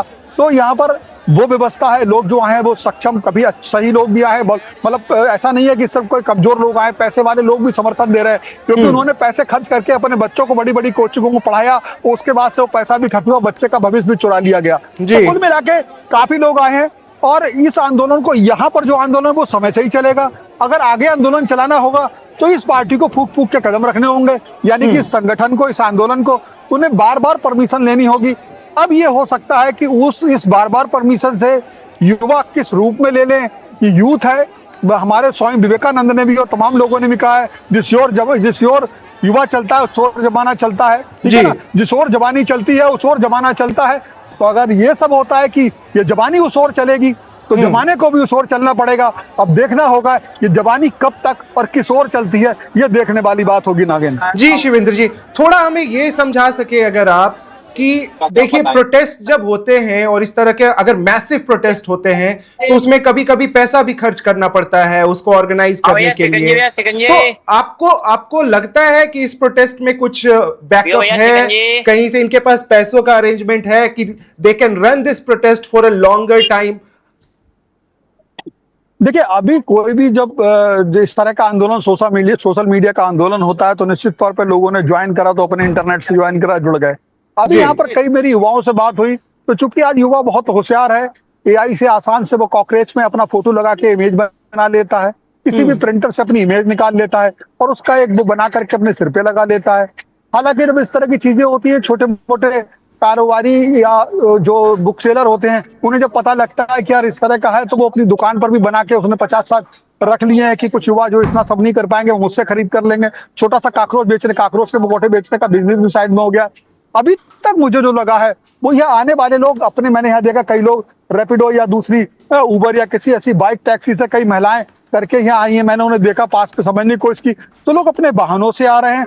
जैसे कि आप जो राजनीतिक आंदोलन में आमतौर पर देखते हैं कि अगर जो मैं देखता था, राजनीतिक आंदोलन चंद्रशेखर ने भी किया, कांग्रेस ने भी किया, भारतीय जनता पार्टी ने भी किया अलग अलग मुद्दों पे, तो मैं देखता था यहाँ पर कुछ बसें लग जाती थी जो उधर से उनके एक स्थानीय स्तर के छोटे नेता होते थे जो उस इलाके में प्रभाव रखते थे, वो उन बसों में लोगों को भरते थे और वहां से यहाँ लाते थे। उसके साथ साथ उनके उसमें बस में वो छोटे छोटे चाय नाश्ते का पैकेट भी देते थे। लेकिन यहाँ पर मुझे कोई इस तरह की बस दिखाई नहीं दे रही है जिसमें कार्यकर्ता भर के आए हुए हैं। ये लोग जिसकी जैसी क्षमता है, जैसे अगर थोड़ा सा पैसे में सक्षम व्यक्ति है तो वो कैब करके आ रहा है, किसी के पास कार है तो अपनी कार में 4-6 लोग भर के आ दे रहे हैं, कुछ लोग मेट्रो, कुछ लोग बसेज, कुछ लोग रैपिडो, कुछ लोग अपने वाहनों से आ रहे हैं। तो लोग अभी तक, जो मैं ट्रांसपोर्टेशन की बात करूं तो उसमें कोई मुझे नहीं लगता कोई चंदा या फंडिंग की गई हो जी। अब मुझे नहीं पता, ये मैं अभी जो देख पा रहा हूँ, मेरा ऑब्जर्वेशन ये है, मैं अभी सुबह से यहाँ जितना देख पा रहा हूँ, हालांकि जो भी ये शंकाएं तमाम आती हैं, मैंने अपने सूत्र ये भी बिछाए हैं, मैंने अपने सूत्र इस पार्टी के लोगों के बीच में बिठाए हैं, जो एक पत्रकार का काम होता है। अगर कहीं से कुछ ऐसा आता है तो हम किसी के भी पक्ष में नहीं, हम बिल्कुल निष्पक्ष हैं। अगर इस आंदोलन में कुछ भी ऐसा दिखता है कि कोई विदेशी फंडिंग है, इस आंदोलन में कुछ भी ऐसा दिखता है कि इन युवाओं को भड़का के हमारे देश के खिलाफ करना चाहता है, तो हम वो भी विचार करेंगे। लेकिन अभी तक मुझे ऐसा कुछ नहीं दिखा है। अभी तक मुझे जो दिखा है वो युवा अपने पैसों से मुखौटा बना के आ रहे हैं, अपने पैसों से अपनी गाड़ी से करके आ रहे हैं, और युवाओं के लिए कुछ उम्रदराज, मतलब उनके पेरेंट्स भी आ रहे हैं, तो वो भी अपनी गाड़ी या मेट्रो किसी साधन से आ रहे हैं। तो अभी मुझे ऐसा नहीं लगा कि इसमें कोई ऐसी फंडिंग हो रही है जिसे हमें संदेह की नजर से देखा जाना चाहिए। जी, अभिजीत दिपके जी की कहाँ हैं, वो क्या कर रहे हैं, क्या पुलिस के साथ बैठे हुए हैं, या क्या अभी आप लेटेस्ट बता सकते हैं उनके बारे में? देखिए, अभिजीत दीपके को पुलिस को सुरक्षा के साथ में यहाँ पे प्रोटेस्ट साइट पर लाना ही होगा, क्योंकि यहाँ देखिए भले ही उनके साथी ने कहा ये लीडरलेस हमारा एक मूवमेंट है, लेकिन सच्चाई ये है कि एक लीडर होता है और लीडर वो खुद बन गए। उन्होंने एक मूवमेंट चलाया, उसके बाद लोगों उन्होंने समर्थन किया, तो लोग उन्हें सुनना जरूर चाहेंगे। निश्चित तौर पे पुलिस और उनके दूसरे साथियों के बीच में ये सिस्टम होता है कि वहां पर जब प्रोटेस्ट साइट होती है, क्योंकि अब पुलिस इस मामले में पूरी तरीके से सतर्क है, लेकिन होता क्या है कि अब ये जो पॉपुलरिटी है, इसे पॉपुलरिटी भी कहूंगा, अभी अभिजीत को मिली है, तो दूसरा पक्ष कुछ ऐसे लोग भी होते हैं जो मैंने सुबह भी कहा, जिस तरह एयरपोर्ट पर सुरक्षा थी, कि इसको भुनाने के लिए भी कर सकते हैं कि अभिजीत दीपके अगर बहुत साधारण तरीके से आए तो कोई हो सकता है इंक फेंक दे, जैसे नीट लेके घूम रहे थे लोग, या कुछ ऐसा कर दे, वो सोचे कि ऐसा करके मैं भी पॉपुलर हो जाऊंगा। तो पुलिस को निश्चित तौर पर पुलिस के संज्ञान में ये भी मामला है। मैं जो इनपुट बता रहा हूँ, पुलिस की इनपुट जो मेरे साथी 2-3 मैंने बहुत उनसे रिक्वेस्ट करी, मुझे कुछ तरह की चीजें वो बताते रहिएगा। तो मुझे जो पुलिस सूत्र है या फिर इंटेलिजेंस सूत्र, उन्होंने बताया कि देखिए इस समय अभिजीत भले ही सरकार का विरोध करे या कुछ करे, लेकिन जो चीज है हमें उन्हें सुरक्षित रखना है। और जब उनके साथी यहाँ से प्रोटेस्ट साथी कह देंगे पर्याप्त आपदा में लोग इकट्ठे हो गए, थोड़ा उनके आने के लिए बता सकते हैं क्या पुलिस वालों का क्या सेंटिमेंट है इस प्रोटेस्ट को लेकर के? देखिए बहुत मैटर करता है, और जो लोग सरकार को संभाल रहे हैं और जब भी सरकार कोई एक्शन लेती है तो उसको प्रोसेस करने वाले यही लोग होते हैं। थोड़ा आप सेंटिमेंट समझा सकते हैं? एक अन्ना का मूवमेंट था, जब पूरा देश एक तरफ था, जब हम उस समय रिपोर्टिंग करते थे, पुलिस वालों से बात करते थे, तो वो बिल्कुल प्रोटेस्टर्स के साथ नजर आते थे, उनके साथ उनकी जो संवेदनाएं थी, इमोशंस थे, वो कनेक्टेड नजर आते थे। इस बार पुलिस वालों से बात करके, उनके भी बच्चे होंगे, वो भी एग्जाम्स की तैयारी करते होंगे, ये जो पुलिस वाले भर्ती भी हुए होंगे, जो यंग होंगे या पुराने होंगे, उन्होंने भी एग्जाम्स देके भर्ती ली होगी, तो किस तरह की संवेदनाएं हैं, फीलिंग क्या है लोगों के बीच में? देखिए नागेंद्र, समाज तो हम सबसे मिलके बना है ना। हम चाहे प्रोटेस्ट में हो, चाहे मीडिया में हो, चाहे पुलिस में हो, चाहे नेता हो, कोई सरकारी कर्मचारी हो, हमारे ही बीच में ये सब चीजें झलनी है जी। हमारे ही बच्चों को नीट का एग्जाम देना है, हमारे बीचों को अगर कोई घपला होना है वो करना है। सरकार है तो हमारी है, आंदोलन है तो हमारा है। लेकिन हमारी खास बात है, हम जो देखते हैं कि हमारे यहाँ की जो पुलिस है वो काफी संवेदनशील है। मैं उसको देखता हूँ, कई बार मैं भी खड़ा था और कुछ प्रोटेस्ट करने आया, एक प्रदर्शनकारी की बाइट ले रहा था, तो हम लोग धूप में थे। एक पुलिस कर्मी ने ये भी कहा बेटा इधर आ जाओ, उससे कहा कि रास्ता भी रोको। तो उसकी जो भावना है वो किसी को ये डिस्टर्ब नहीं कर रहे हैं, और युवा है वो बच्चे की तरह लग भी रहे हैं। मतलब वो बच्चों की हरकतें कुछ ऐसी नहीं है कि वो कुछ उछल कूद ऐसा दंगा या कुछ अजीब सा व्यवहार कर रहा हो जिससे कुछ खतरा हो, जिससे व्यवस्था बिगड़ने की खतरा हो, ऐसा कुछ कोई कर भी नहीं रहा है। तो लोकतंत्र की दृष्टि से मैं देखूं तो ये प्रोटेस्ट बहुत अच्छा हो रहा है। सरकार की इसके पीछे क्या कंसा है या क्या हो सकती है वो एक अलग बात है, लेकिन अभी तक इस प्रोटेस्ट में आपको ये लगेगा कि लोकतंत्र का एक बिल्कुल बेहतरीन अगर उदाहरण देखें तो वो है। अब ये जरूर है कि अंदर नेट को सरकार ने थोड़ा सा 3G कर दिया है तो युवा उसके लिए परेशान हो रहे हैं, लेकिन उसके बाद भी उन्होंने उसको गुस्से में नहीं तब्दील करा है। वो शायद उसका बाद में सोशल मीडिया पे गुस्सा निकाले, अंतर्जवाद में जाके निकाले, लेकिन अभी जो पुलिस का रोल है या RAF के जवान है वो इस प्रोटेस्ट को कायदे से करने, और मुझे भी लगता है कि जो निर्देश है प्रशासन तंत्र का वो, देखिए इस प्रोटेस्ट में अगर ये प्रोटेस्ट में कुछ गलत होता है तो इसमें दोनों लोगों का नुकसान है। मैं मानता हूं जो जैन जी आया है उसको अगर संदेह उस पर एक बार हो गया तो सरकार भविष्य में सख्ती कर सकती है। ये भी अभिजीत या उसकी टीम ने उन्हें समझाया है सोशल मीडिया पे जैसे भी करके, और युवा समझदार है, वो भी समझता है। दूसरी बात, सरकार को भी पता है कि ना इंडिया की बात है, ऐसे मूवमेंट पे इंटरनेशनल नजर होती है। तो हम देश में, हम दुनिया में बहुत बड़ा लोकतंत्र है और मजबूत लोकतंत्र है। हम अमेरिका से कई बार वहां के लोकतंत्र की तुलना करते हैं, और हमें उस तरह के लोकतंत्रों को जवाब भी देना है कि हमारे यहाँ फ्री प्रेस है, हमारे यहाँ लोग फ्री तरीके से बात करते हैं। तो उस चीजों को करने के लिए सरकार को यहाँ पे जिम्मेदारी है। अगर ये पूरा प्रोटेस्ट शांति से होता है तो मैं ये बात जरूर कहूंगा, सरकार ने परमिशन दी क्या दी, लेकिन कहूंगा ये भी सरकार का अच्छा रुख होगा अगर इस प्रोटेस्ट में कोई भी ऐसी सख्ती नहीं कर दी जा सकती है जिससे युवा भड़के। अभी तक नहीं है, तो ओवरऑल अगर देखा जाए तो लोकतंत्र का ये खूबसूरत एक मंजर है। इस सरकार की अगर कुछ गलती हुई है तो हम इस्तीफा मांग रहे हैं, युवा सड़क पर है, तो इस तरह के आंदोलन आपको शक्ति देते हैं, आपको एक तरीके से प्रोत्साहन करते हैं, आपके अंदर ऊर्जा जगाते हैं कि कुछ गलत होगा और हम जी। आवाज उठाएंगे तो लोग हमारे साथ आएंगे, हम अकेले नहीं हैं। जी। लोकतंत्र इसी का नाम है। कोई भी व्यक्ति अपने आप को अकेला नहीं समझता, क्योंकि राजतंत्र नहीं है। हमें राजा से डर नहीं लगता, हमें जी। ये संदेश देना है। और ये लोकतंत्र अभी तक का आंदोलन, मैं एक मिनट बात की भी गारंटी नहीं लूंगा, जी। अभी तक का ये आंदोलन जो है वो इस खूबसूरत मैसेज देने में कामयाब रहा है। जी, चलिए, आपने जो बात की उसी से कनेक्टेड एक कंपैरिजन क्या कहें, एक वक्त था जब महात्मा गांधी 1915 में भारत आते हैं साउथ अफ्रीका से और पूरे भारत को बदल देते हैं।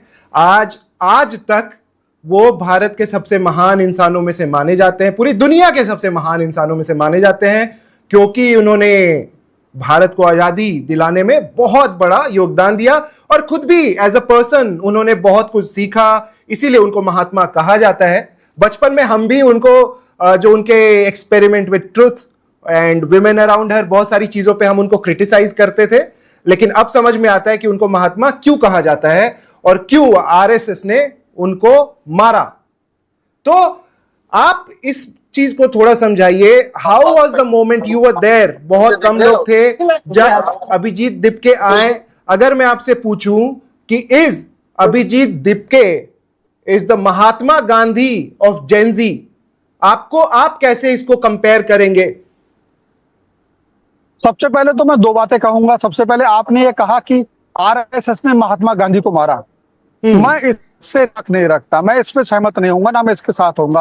आपका विचार हो सकता है, मेरा विचार नहीं, वो कोई भी हो सकता है। आज कोई कांग्रेसी किसी को मारता है तो आरएसएस पूरे देखिए मेरी बात, मैं आगे बढ़, दूसरी बात का जवाब देता हूँ। बात कहने की बात है। अब आती है, आपने कहा कि अभिजीत दिपके क्या दूसरे महात्मा गांधी होंगे? बहुत जल्दबाजी होगी, क्योंकि अभिजीत दिपके अभी है, बहुत बढ़िया मुद्दा उठाया है, लेकिन अभिजीत दिपके से पहले हमने अन्ना हजारे को देखा है, जो ना सिर्फ उन्होंने एक दिन की लड़ाई नहीं लड़ी है। अगर अन्ना हजारे के जीवन पे आप जाएं, वो भी गांधीवादी हैं। उन्होंने आरटीआई के जरिए, अपने तमाम आंदोलन के जरिए महाराष्ट्र में गरीब तबके को बहुत बार न्याय दिलाया, सरकार की नाक में दम कर दी, सरकार को घुटनों पे आना पड़ा, जवाब देना पड़ा, लोगों को न्याय देना पड़ा। ऐसे लोगों को भी अभी महात्मा गांधी बनने में बहुत चीज है। ये मैं कह सकता हूं, अभिजीत जो दिपके हैं वो नए जमाने के एक नेता है, एक ऐसे लीडर है जो लोगों को जगा सकते हैं। उनमें हमको होप दिखती है, हमें उनमें एक क्षमता दिखी कि वो बहुत सारे युवाओं का नेतृत्व अभी तक ढंग से कर रहे हैं। अभी तक उन्होंने नेतृत्व ऐसा किया है कि युवा भड़का नहीं है। अभी हमने ये देखा है कि युवा कंट्रोल में है, उसने किसी तरह की कोई तोड़फोड़ नहीं की है, उसने कोई ऐसी चीज नहीं की है। ये एक बात मैं देख पा रहा हूँ। ठीक है, अभी जल्दबाजी होगी, लेकिन मैं उसके बाद आपकी इस बात से जरूर सहमत हूँ कि अभिजीत दिपके जैसे लोग अगर समाज में और आते हैं और आवाज उठाते हैं तो ये लोकतंत्र के लिए बहुत खूबसूरत और बहुत उत्साहवर्धक चीज है। आना चाहिए और हमें ऐसी आवाजों को बतौर मीडिया समर्थन करने में कोई बुराई नहीं है, क्योंकि लोकतंत्र में ये हमारी जिम्मेदारी भी है। ये हमारी जिम्मेदारी सरकार का विरोध नहीं है, ये हमारी जिम्मेदारी उस हर आवाज को ताकत देने की है जो बतौर मीडिया हमें उठानी चाहिए। वो अभिजीत दिपके हो या आप नागेंद्र सिंह हो या मैं शिवेंद्र गौड़ हूँ या मेरे कैमरा साथी अनिल कपूर हो, किसी को भी, या मेरे सामने दूसरे खड़े दर्शक जो मुझे सुन रहे हैं, मेरे जहाँ आप दर्शक, इसके साथ भी मेरे सामने भी कुछ दर्शक मुझे सुन रहे हैं, वो है, वो सारे लोग इसमें से जब उठाएं आवाज तो उन्हें पता रहे हमारी देश की मीडिया उनकी आवाज उठाने के लिए आएगी।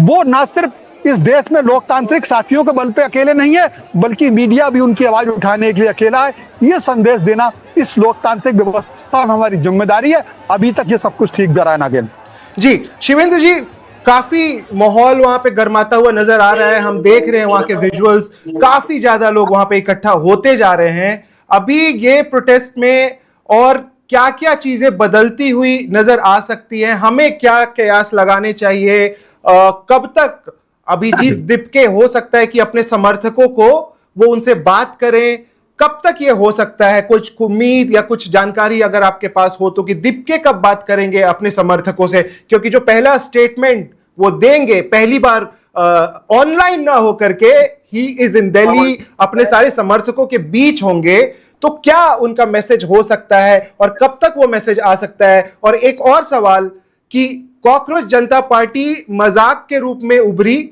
लेकिन क्या कॉकरोच जनता पार्टी सच में चुनाव लड़ सकती है क्या?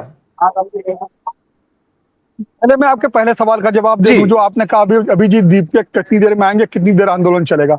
मैंने पहले आपको बताया जंतर मंतर में जो आंदोलन होता है वो एक नियम और एक परमिशन के दायरे के अंदर होता है, उसमें एक समय दिया होता है, क्योंकि लोकतंत्र में ये व्यवस्था यहाँ पर जो बहुत बढ़िया व्यवस्था होती है कि आप अपनी आवाज उठाने आए हैं और वो नोट की गई है। जैसे होता है ना कि अदालत में जाते हैं तो नोटेड कहते हैं, नोटेड, अगर आपकी बात को नोट कर लिया गया है, यानी कि कई बार ज्ञापन देते हैं, आपने देखा होगा राष्ट्रपति को संबोधित ज्ञापन, तो राष्ट्रपति को संबोधित ज्ञापन का मतलब यह नहीं कि राष्ट्रपति वहां जाएंगे, वो प्रशासनिक अधिकारी उस ज्ञापन को लेता है, उसमें अपना नीचे एक नोट लगाता है, नोट लगा के वो राष्ट्रपति कार्यालय भेजता है। इससे लोकतंत्र में बराबर सिग्नल जाता है कि इस मुद्दे पे राष्ट्रपति के बाद बराबर विरोध जताया जा रहा है। और लोकतंत्र का राष्ट्रपति उसको लेकर के संसद को भेजते हैं। अगर अगर अगर आपका प्रदेश सरकार की बात होती है तो राज्यपाल के पास जाता है, वो वहां की विधायिका को भेजते हैं और उस पर विचार, एक जब वो बहुत ज्यादा हो जाता है तो उस पर विचार करना बाध्य होता है, कर सकते हैं। तो ये एक उद्देश्य होता है आवाज उठाने का, वो उसी का अंतर्गत उठाया जाएगा। अब दूसरा सवाल ये था कि अभिजीत कितनी देर में आएंगे, मेरा अपना सूत्र है, मुझे नहीं मालूम वो मुझे कितना कनेक्ट करेंगे। मैंने लगातार कहा है कि प्लीज अगर लड़की जी के आगे बढ़े, उन्होंने मुझे इतना बताया कि अभिजीत टीम के जो लोग यहाँ पे प्रोटेस्ट साइट पे मौजूद हैं, उनके अन्य लोग, वो उनसे कांटेक्ट में पुलिस है और वो है अभिजीत, बिल्कुल जब उनके लायक पूरा माहौल बन जाएगा तो अभिजीत को वो निश्चित समय के लिए भेजेंगे। जैसे उनका भाषण लगभग 30 मिनट के आसपास होगा, ऐसा मुझे आपकी जानकारी मिली है, तो वो 30 मिनट का उनका भाषण होगा। और मैं ये भी मानता हूं, मुझे ये नहीं बताया गया है, लेकिन मैं ये जानता हूं, मेरा जो अपना अनुभव रहा है राजनीतिक रूप से, कि पुलिस इस भाषण को वेरीफाई करती है। मतलब वो जो भाषण होगा वो उन्हें पुलिस को दिखाना होगा, ताकि वो भाषण देखा जाएगा कि उसमें कहीं, चूंकि अभिजीत निश्चित तौर पर बहुत बड़े नेता के रूप में उभरे हैं, लेकिन पॉलिटिकली इतने समझदार नहीं है, क्योंकि जो उन्होंने 5 बातें रखी थी अपने, जो कहा था कि ये हमारी पार्टी का मुख्य उद्देश्य होंगी। अगर मुझसे पूछो, मैं उनके इस आंदोलन का मुझे लगता है बेहतर काम किया है, लेकिन लोकतांत्रिक दृष्टि से वो मांगे बेकार थी, वो संवैधानिक दृष्टि से वो मांगे गलत थी। तो इसलिए पुलिस जो है को बड़ा अधिकारी उसको समझ के कि ये वहां बैठे युवा अचानक इस भाषण को लेके क्या रूप ले सकते हैं, तो ऐसा होता है जब इस तरह का कोई नेता जो जिसकी बहुत ज्यादा पॉपुलैरिटी हो गई हो, मास अपील हो गई हो, अगर उसके 2 वाक्य देश में या प्रोटेस्ट स्थल पे कुछ समस्या पैदा कर सकते हैं, तो उससे कहा जाएगा प्लीज आप इसको इस तरीके से नहीं, इस तरीके से कह दीजिए। चलिए चर्चा अभी जारी रखते हैं। हमारे पास कुछ एक्सक्लूसिव इंटरव्यूज आ रहे हैं ग्राउंड से, जंतर मंतर एग्जैक्ट स्पॉट पर क्या हो रहा है। जैसा कि हमने बताया आपको, हमारे सारे रिपोर्टर्स ने आपको जानकारी दी कि जंतर मंतर जहां एग्जैक्टली है, वहां से लोग कवर नहीं कर पा रहे प्रोटेस्ट को, वहां पे सिग्नल्स ही नहीं है, इंटरनेट ही नहीं है, उसको वीक कर दिया गया है, तो आप लाइव नहीं जा पा रहे, बहुत सारी प्रॉब्लम्स आ रही हैं। And despite that we are providing you all the information. हम आपको ये लाइव तस्वीरें दिखा रहे हैं और आप देखिए ये हमारा नई रिपोर्ट हमारी देखिए, जिसमें हमारे रिपोर्टर्स ने बातचीत की है वहां पे प्रोटेस्टर से, और आप देख सकते हैं कि हजारों की संख्या में लोग जुड़ चुके हैं। एक छोटा सा, एक बहुत ही छोटी सी जगह है जंतर मंतर। अगर आप प्रोटेस्ट की बात करें, लोग रामलीला मैदान भी जाते हैं, हम इसके बारे में भी जानकारी आपको देंगे। देखिए हमारी लेटेस्ट रिपोर्ट जो आ रही है ग्राउंड से। मैं आपसे लूंगा, इसको अक्सर कहा जाता है, कोई भी प्रोटेस्ट जब भारत में होता है उसको फॉरेन फंडेड कह दिया जाता है। कुछ यूट्यूबर्स जिन्होंने अपनी पहचान बनाई है, if I can take the name Dhruv Rathee, और उन लोगों को कहा जाता है विदेश से क्यों ऑपरेट करते हैं। अभिजीत दिपके जो इस सीजेपी के फाउंडर हैं, उन पर भी आरोप लगाया जा रहा है। क्या ये एक त्रासदी नहीं है? Do you see this as a tragedy कि भारत के बाहर से इस तरह की बात उठ रही है? देखिए, पहली बात तो यह है कि सीजेपी एक कोइंसिडेंस था। देखिए, अगर माननीय सीजीआई साहब ने अगर ये टिप्पणी नहीं की होती कि इस देश का युवा पैरासाइट है, कॉकरोच है, तो शायद ये मीम पेज बनाने की ज़रूरत नहीं पड़ी होती। एक सटायर था, लेकिन जब आपको कॉकरोच बोला गया, जब आपको जलील किया गया, तो इस देश के युवाओं ने उसको एक आइडेंटिटी की तरह अपनाया और बोला कि हाँ, हम लोग कॉकरोच है, हम लोग पैरासाइट्स है, और हम लोग वो कॉकरोच है जो हार नहीं मानते। आप चाहे हिट लेके सामने आओ, झाड़ू लेके सामने आओ, कुछ भी करके सामने आओ, लेकिन हम लोग जो है वो हटेंगे नहीं, मानेंगे नहीं। तो जो कॉकरोच का जो परसिस्टेंस है ना, वो इस देश के युवाओं में है, और सीजीआई साहब ने इसको जो है उसको एक तरीके से कुरेदने की कोशिश की, और ये जो है माहौल जो है ये सोशल मीडिया पर पैदा हुआ। ठीक है, आखिरी सवाल, लेगेसी रही है प्रोटेस्ट की 2011 में अन्ना आंदोलन, 2013 में निर्भया हत्याकांड, उसके 13 साल बाद, ऑल्दो अ बिट लेट, ये आपको लगता है will this protest go in history books? देखिए, पहली बात तो ये है कि आज का जो हालात है उस हालात में ये प्रोटेस्ट का उभरना, लोग बोलते थे कि जब नेपाल में, बांग्लादेश में हर जगह पे अनरेस्ट पैदा हो रहा है, और जिस देश में इतनी बड़ी भुखमरी है, अनएम्प्लॉयमेंट है, एजुकेशन की हालत खस्ता है, बेसिक फैसिलिटीज लोगों तक नहीं पहुंचती है, तब यहाँ का युवा कब जागेगा? उसके लिए कहीं ना कहीं एक स्पार्क की ज़रूरत थी, जो स्पार्क जो है ये इस पेपर लीक इशू के वजह से सामने आया है। तो ये मूवमेंट जो है, ये मूवमेंट का इम्पैक्ट जो है ये बढ़ाने के लिए इसको जितना कलेक्टिव किया जाएगा, जितना उसको और इंक्लूसिव किया जाएगा, उतना उसका इफेक्टिवली बढ़ेगा। और जो है अभी अगर ये इंक्लूसिव बनता है तो इस देश के युवाओं को, इस देश के छात्रों को एक अच्छा अल्टरनेटिव, एक अच्छी मूवमेंट, जिस मूवमेंट के ज़रिए उनके सवाल एड्रेस हो सकते हैं। ऐसा नहीं है कि प्रधान जी के इस्तीफे से बहुत कुछ हल होने वाला है। प्रधान जी का इस्तीफा ये इम्पॉर्टेंट है क्योंकि अकाउंटेबिलिटी किसने लेनी चाहिए। सवाल यहाँ पे सिस्टम को बदलने का है, तो इस मूवमेंट को, सिस्टम को बदलने का ये सवाल जो है अपने सामने रखना पड़ेगा, और जो पिछले प्रीवियस मॉडल से प्रोटेस्ट के उसे सीखना पड़ेगा, और ऑनेस्टली जनता के साथ खड़ा होना पड़ेगा। जैसा कि आप सुन रहे थे आज के जेंजी को, कॉकरोच जनता पार्टी के हर उस मेंबर को जो कि एक जेंजी है। सरकार जब सुनती है जेंजी तो एक कॉनोटेशन जो होता है काफ़ी नेगेटिव सा आता है, लेकिन इस जेंजी में केवल जो दिल्ली, नोएडा, बेंगलोर, मुंबई में रहने वाले बच्चे नहीं हैं जो केवल मोबाइल पे रहते हैं, उसमें अभी भी जो जनता आपको नजर आ रही है, जेंजी नजर आ रहा है, उस उम्र के बच्चे नजर आ रहे हैं। वो बिहार से आने वाले, यूपी से आने वाले, गरीब राज्यों से आने वाले बच्चे नजर आ रहे हैं, क्योंकि अब भारत का माहौल इस प्रकार से बिगड़ता जा रहा है। ग्रोथ का माहौल, अनएम्प्लॉयमेंट का माहौल, जिसकी कोई जिम्मेदारी लेने की बात ही नहीं करता। हर समय एक नया पैतरा आप छोड़ देते हैं, चाहे आप मेलोडी खाओ, चाहे कुछ करो, आप पूरा मुद्दा ही बदल देते हैं। ये अब जनता समझ चुकी है, बच्चे समझ चुके हैं, वो बच्चे समझ चुके हैं जिनका घर 10,000, 12,000 रुपए महीने के खर्चे से चल रहा है, जिनके माँ बाप रिक्शा चला रहे हैं, और बहुत सारे ऐसे बच्चे जो हजारों लाखों खर्च करते हैं, लेकिन उनके करियर के नाम पे उनको कुछ नहीं मिलता धोखे के अलावा। और बात होती है केवल मंदिर की, हिंदू मुस्लिम की, कोई भी मर जाए आज के समय में, आप दिखाते हैं हिंदू मरा कि मुस्लिम मरा, हिंदू ने मारा कि मुस्लिम ने मारा। शायद अब मुद्दों से भटकाना बंद करना पड़ेगा सरकार को। जो मुद्दे 1980 और 1950 के थे ना, उन मुद्दों को आज का बना करके आप सरकार नहीं चला सकते।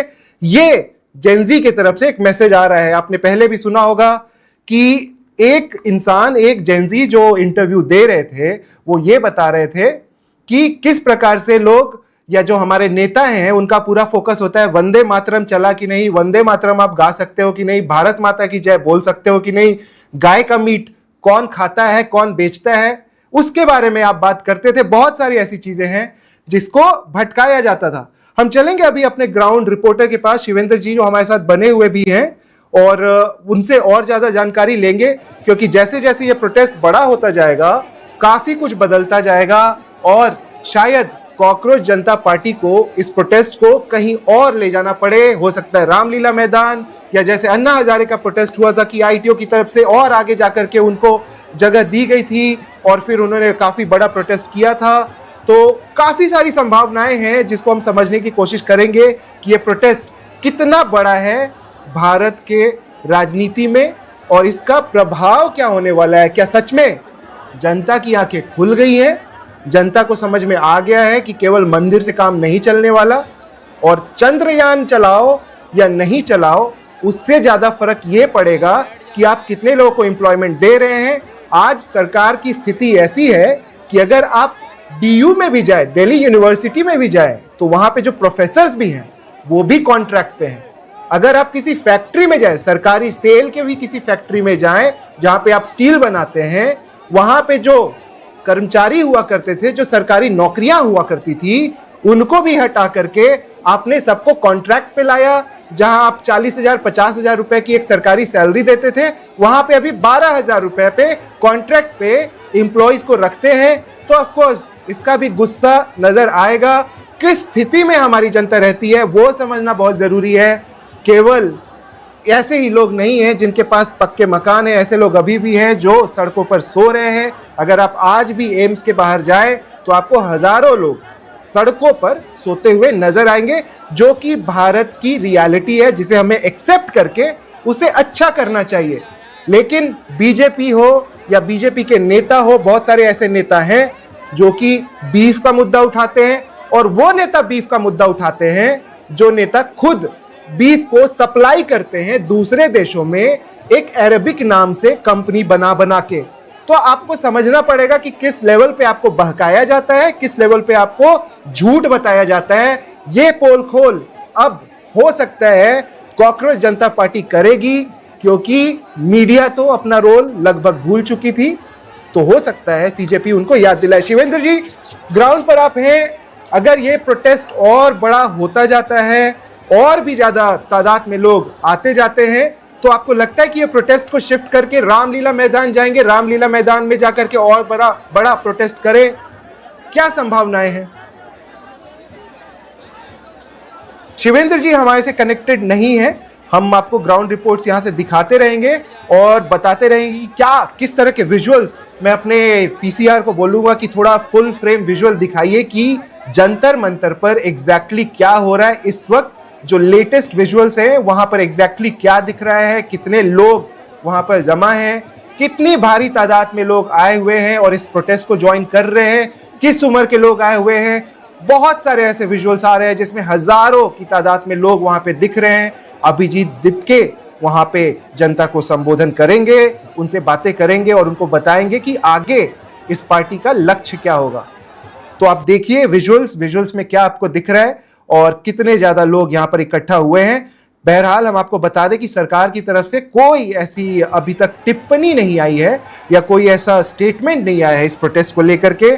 ऐसे जो बीजेपी के नेता हैं वो शुरू हो जाते हैं ऐसे प्रोटेस्टर्स को बताना कि वो एंटी नेशनल हैं। ये बताना शुरू कर देते हैं बीजेपी के नेता कि ये सब एक प्रोपेगेंडा है, बाहर से पैसा आता है, टूलकिट के बारे में बताने लगते हैं। बहुत सारी ऐसी चीजें इस सरकार ने हमें सिखाया है और बताया, ऐसे टर्म्स जो कि इस जनता को पता नहीं थे, और ये बताने की कोशिश करते हैं कि जो भी मोदी सरकार के खिलाफ बात करता है वो सारे के सारे देशद्रोही हैं। अब इनको देशद्रोही कब आप बताते हैं कब नहीं बताते हैं ये देखना होगा, और कितना लंबा ये प्रोटेस्ट चलता है ये देखना होगा। बहरहाल हम भी अभी इंतजार कर रहे हैं कि किस प्रकार से ये प्रोटेस्ट और आगे बढ़ेगा और कितना बड़ा हो पाएगा।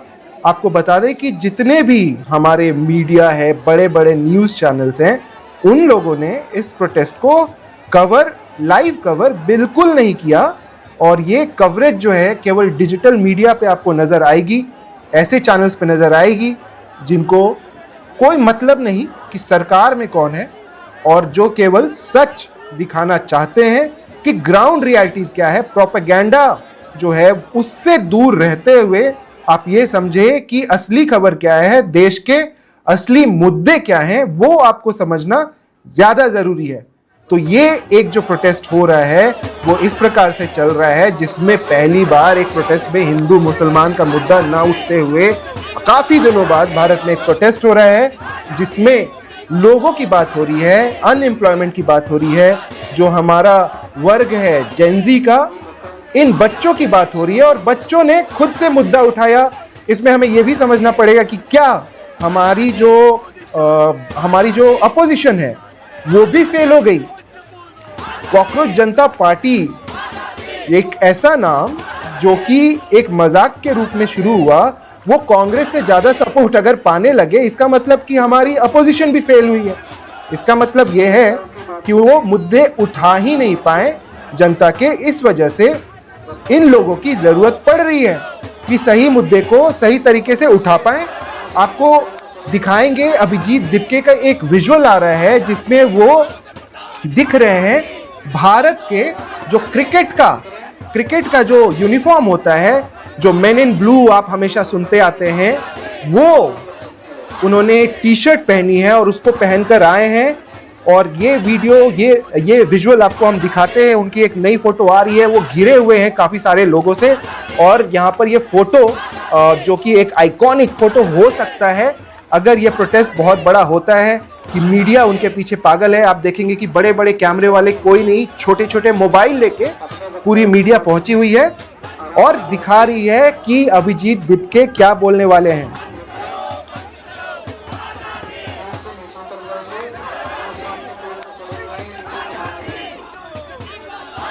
आजादी के नारे, आजादी आजादी के नारे जो कि जेएनयू और जितने भी सीपीआई सीपीएम के जो यंग विंग है, उन सब का ये पुराना नारा, कम्युनिस्टों का नारा जो है वो वहां पे आपको सुनने के लिए मिल रहा है। लेकिन इन नारों को कैसे आपको याद होगा कि क्या हुआ था 2016 में जब कन्हैया कुमार के ऊपर केस हुआ था और ये बात हुई थी कि उन्होंने पाकिस्तान के सपोर्ट में नारे लगाए थे। यहां पर काफी सारे लोग अब इकट्ठा हो चुके हैं, बहुत भारी तादाद में, बड़े बूढ़े बच्चे सभी इकट्ठा हैं, स्टूडेंट्स, टीचर्स, सारे लोग यहाँ इकट्ठा हैं। धर्मेंद्र प्रधान के रेजिग्नेशन की मांग, बदलाव की मांग कि भाई बहुत हो गया भटकाना, अब थोड़ा बदलाव लाइए, कुछ तो अकाउंटेबिलिटी दिखाइए। लेकिन अभी तक सरकार की तरफ से कोई भी अकाउंटेबिलिटी नहीं दिखाई जा रही, कुछ भी एक्शन नहीं दिखाया जा रहा। आज तक कांग्रेस भी बोलती आई थी कि काफ़ी कुछ बदलने की ज़रूरत है, मोदी जी को समझने की ज़रूरत है कि किस प्रकार से इन्फ्लेशन बढ़ने वाला है, आर्थिक सुनामी आने वाली है, और बहुत सारी चीज़ों पे राहुल गांधी ने मुद्दे उठाए थे।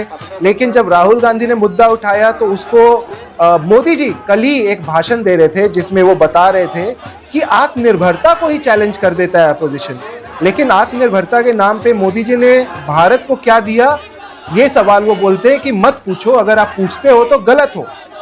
लेकिन आत्मनिर्भर अगर हम होते तो हमारी हालत खराब नहीं हो रही होती, क्योंकि ईरान में वॉर चल रहा है। तो आप समझिए कितना हम फ्री है। ये देखिए अभी आपके स्क्रीन पे आपको ये दिखेगा, दिपके जो है उन्होंने एक टी शर्ट पहनी है जो भारत के क्रिकेट टीम की टी शर्ट है। He is trying to signify कि वो आए हैं यहाँ भारत के लिए आए हैं, भारत की बात करने आए हैं और नेताओं की बात करने नहीं आए हैं। बीजेपी कोई सर्टिफिकेट नहीं दे सकता कि देश की बात कौन करेगा, देश के मुद्दे कौन उठाएगा, कोई एक पार्टी ये सर्टिफिकेशन नहीं दे सकती। ये आप खुद डिसाइड करेंगे, आप बताएंगे कि मुद्दे क्या हैं और क्या किन मुद्दों पर वोट देना चाहिए। यूपी इलेक्शंस आने वाले हैं और भी राज्यों में इलेक्शंस होने वाले हैं, स्टेट इलेक्शंस होने वाले हैं। हमें यह भी समझना पड़ेगा कि इन सब का प्रभाव इलेक्शंस पे क्या होगा। बहरहाल आप देखिए वीडियोस जो अभी आ रहे हैं और हमारे पास काफी सारे ग्राउंड रिपोर्ट्स भी आ रहे हैं जो हम आपको अभी दिखाएंगे। हमारे रिपोर्टर्स लगातार जानकारी दे रहे हैं कि किस प्रकार से बिल्डअप हो रहा है, किन मुद्दों पर बातें हो रही है। वहां पर वायलेंस थैंकफुली अभी तक बिल्कुल नहीं हुआ है, जो कि एक अच्छी खबर है। वहां पे पुलिस लाठीचार्ज ऐसा नहीं हुआ है। पुलिस का भी एक समर्थन नजर आ रहा है इन बच्चों के लिए, पुलिस भी वहां धूप में इनके साथ है। लेकिन एक बात जरूर हमारे ग्राउंड रिपोर्टर्स ने बताई कि वहां पर पानी तक की व्यवस्था नहीं की गई है प्रोटेस्टर्स के लिए। इस गर्मी में जब 42 से 45 डिग्री का तापमान है, धूप में इतने सारे लोग खड़े हैं, इतने सारे लोग इकट्ठा हुए हैं, लेकिन उनके लिए पानी की कोई व्यवस्था नहीं है, बेसिक्स की व्यवस्था नहीं है। प्रोटेस्टर्स और भी ज्यादा बढ़ते जा रहे हैं जैसे जैसे समय बीतता जा रहा है। गर्मी चाहे बढ़ती जा रही हो, लेकिन गर्मी से ज्यादा प्रोटेस्टर्स बढ़ते जा रहे हैं, उनकी संख्या बढ़ती जा रही है। और ऐसा नजर आ रहा है कि यह प्रोटेस्ट शाम तक और भी बड़ा होता जाएगा। हो सकता है शाम तक 5-6 बजे जब माहौल थोड़ा ठंडा होता है, तापमान नीचे आता है, तो और भी ज्यादा लोग वहां पे इकट्ठा हो। बहरहाल हमें देखना पड़ेगा कि पुलिस परमिशन क्या कहती है। परमिशन जो दी गई है वो कितने घंटों की दी गई है, कल भी ये प्रोटेस्ट चलेगा कि नहीं, आगे की परमिशन वो कहाँ के लेंगे। अगर ये प्रोटेस्ट कहीं और बड़े जगह पे ऑर्गेनाइज किया जाएगा कि नहीं? अगर कोई और आ जाता है, अगर मान लीजिए कि कोई नेता इसको ज्वाइन करने की कोशिश करते हैं, तो उनको कितना समर्थन देंगे? सोनम वांगचुक किधर हैं? प्रकाश राज किधर हैं? जो सारे ये जो इन्फ्लुएंसर्स एक तरीके से हैं या स्टार्स हैं, इन लोगों का रोल कैसा रहेगा इस प्रोटेस्ट में? वो किस प्रकार के मुद्दे उठाने वाले हैं? बहुत कुछ होने की संभावनाएं हैं। जो टीचर्स हैं उनको भी टारगेट किया है इस सरकार ने। आप अगर नाम ले खान सर का या बाकी के, तो उनको वो भी इसके समर्थन में आने वाले थे। तो देखते हैं कि वो कितना खुल करके आवाज उठा पाते हैं, क्योंकि ऐसा दिख रहा था कि इस सरकार से सवाल पूछना मुश्किल होता जा रहा था। लेकिन अभी फिर से एक नया जोश नजर आ रहा है यहां जनता में, लोगों में। क्या वो बोर हो चुके हैं पीएम मोदी के भाषणों से, पीएम मोदी के थिएट्रिक्स से, उनके विदेश यात्रा से, उनके प्रेस कॉन्फ्रेंस ना करने से? क्यों एक नेता को माफ कर दिया जाता है? क्यों एक नेता को बार बार जिताया जाता है अगर वो नेता तैयार ना हो आपके सवालों का जवाब देने के लिए? आज तक अपने करियर में एज अ पीएम आपने एक भी प्रेस कॉन्फ्रेंस नहीं किया, तो क्यों आपको जनता फिर भी दे देती है वोट और आपको सरकार बनाने की अनुमति देती है? तो ये क्यों होता है? क्यों हमारी जनता जो है वो इस प्रकार से अपने नेता का चुनाव करती है? ये सब हम समझेंगे। और क्या कॉकरोच जनता पार्टी, हमारी जेनजी, हमारे जो जनरेशन है वोट देने वाली, उनकी आंखें खोल पाती है कि नहीं, ये भी हम समझेंगे। और क्या देश के मुद्दे बदलेंगे कि वही हिंदू मुसलमान चलता रहेगा, या आज भी अभी तक हमें टॉयलेट ही बनाने की जरूरत है? ये भी समझना पड़ेगा कि अभी तक टॉयलेट बन पाए पूरे कि नहीं, हमारा देश साफ हुआ कि नहीं, यमुना का पानी साफ हुआ कि नहीं, ये सब हम बताएंगे आपको इस कवरेज में। एक ग्राउंड रिपोर्ट हमारी आ रही है, जो शिवेंद्र जी ने बात की वहां पर प्रोटेस्टर्स से, काफी नई चीजें वो बता रहे हैं। सुनिए क्या कहना है प्रोटेस्टर्स का।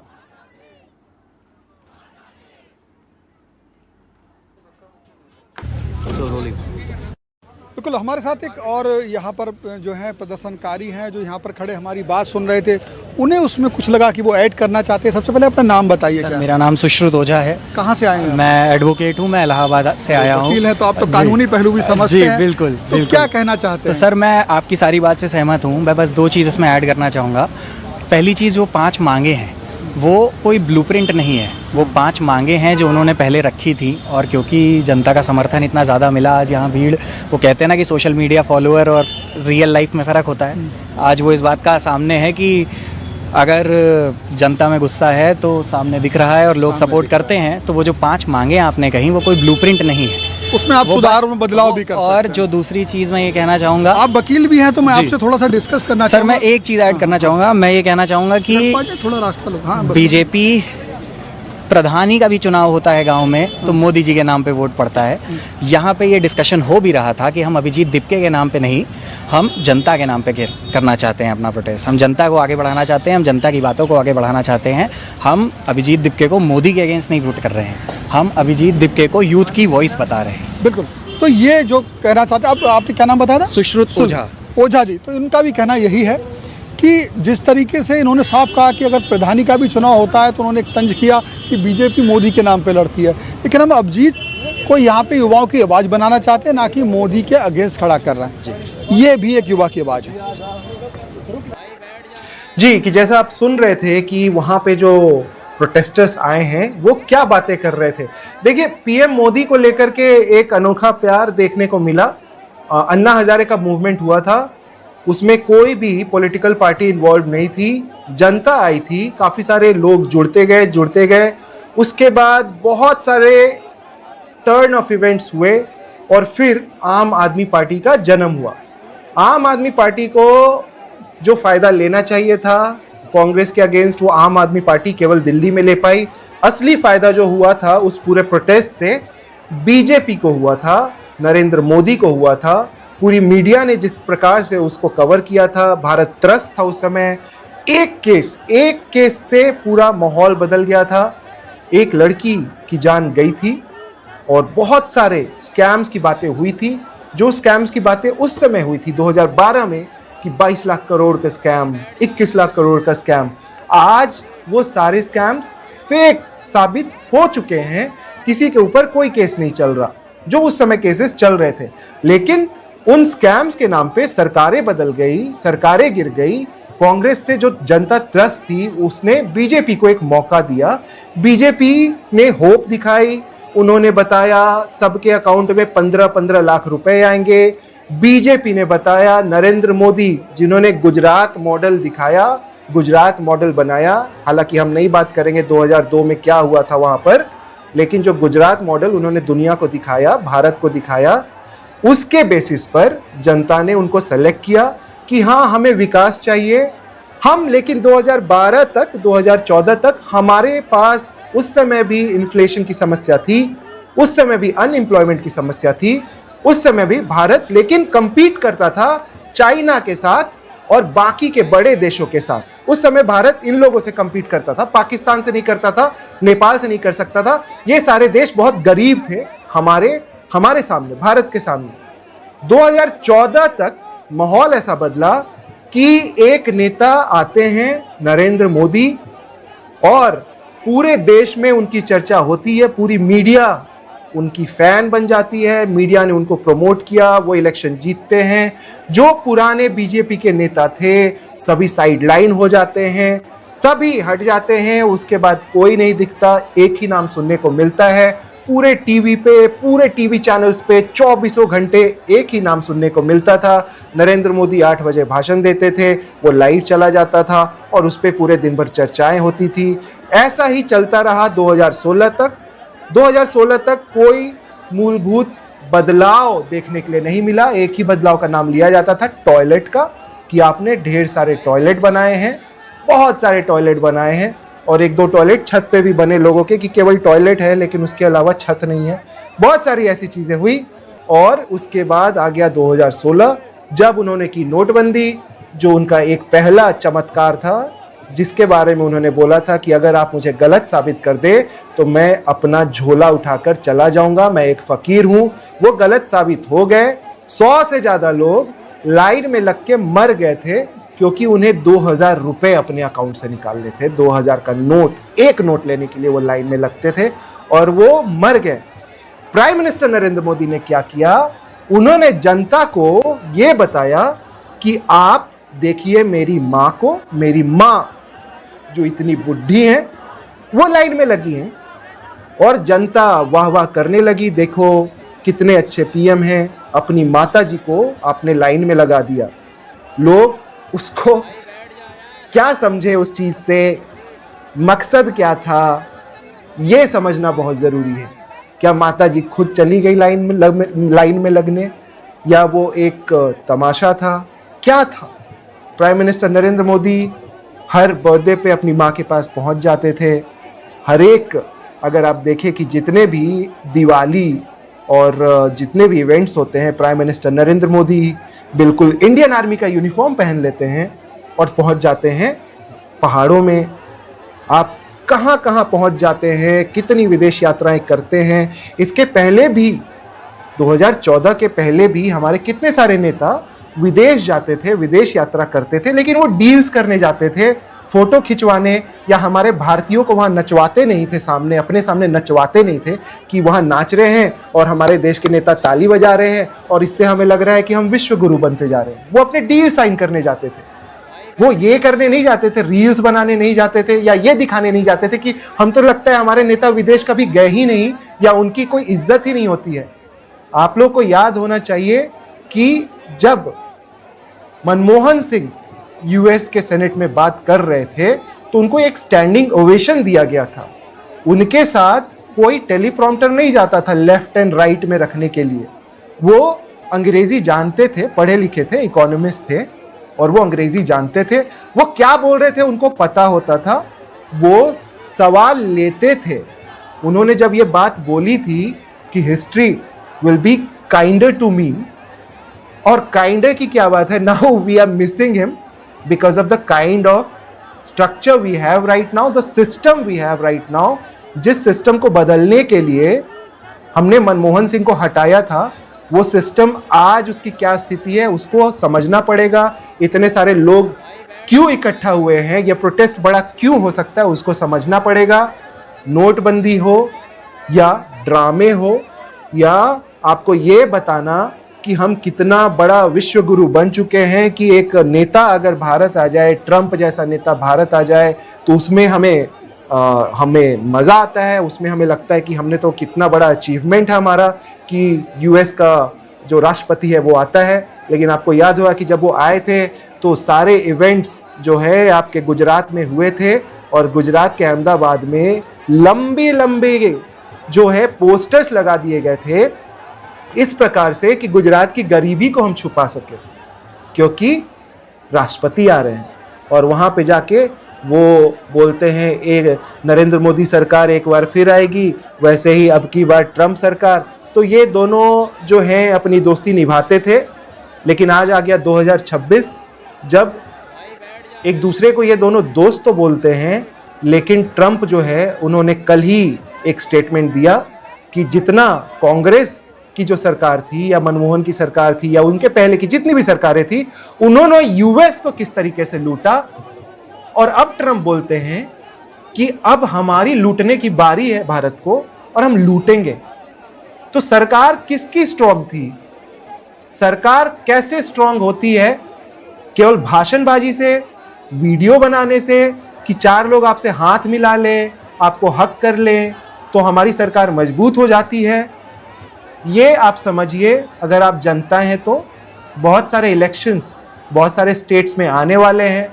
आप इस बार किस मुद्दे पे वोट दीजिएगा वो आप समझिए। इस बार आपका वोट अपने बच्चे के लिए होगा कि मंदिर के लिए होगा कि मस्जिद के लिए होगा कि हिंदू वर्सेस मुस्लिम के लिए होगा, वो आप समझिए। बहुत सारे दोस्तों से जब मैं बात करता हूँ तो ये समझ में आता है कि ये सब मुद्दे, कॉकरोच जनता पार्टी, ये सब उनके लिए कुछ नहीं है, ये सब टेररिस्ट है उनकी जुबान में। उन्होंने अभी से बोल दिया ये एंटी नेशनल है, इसमें पैसे लगे हुए हैं बाहर के, ये सब उन्होंने अभी से बोल दिया।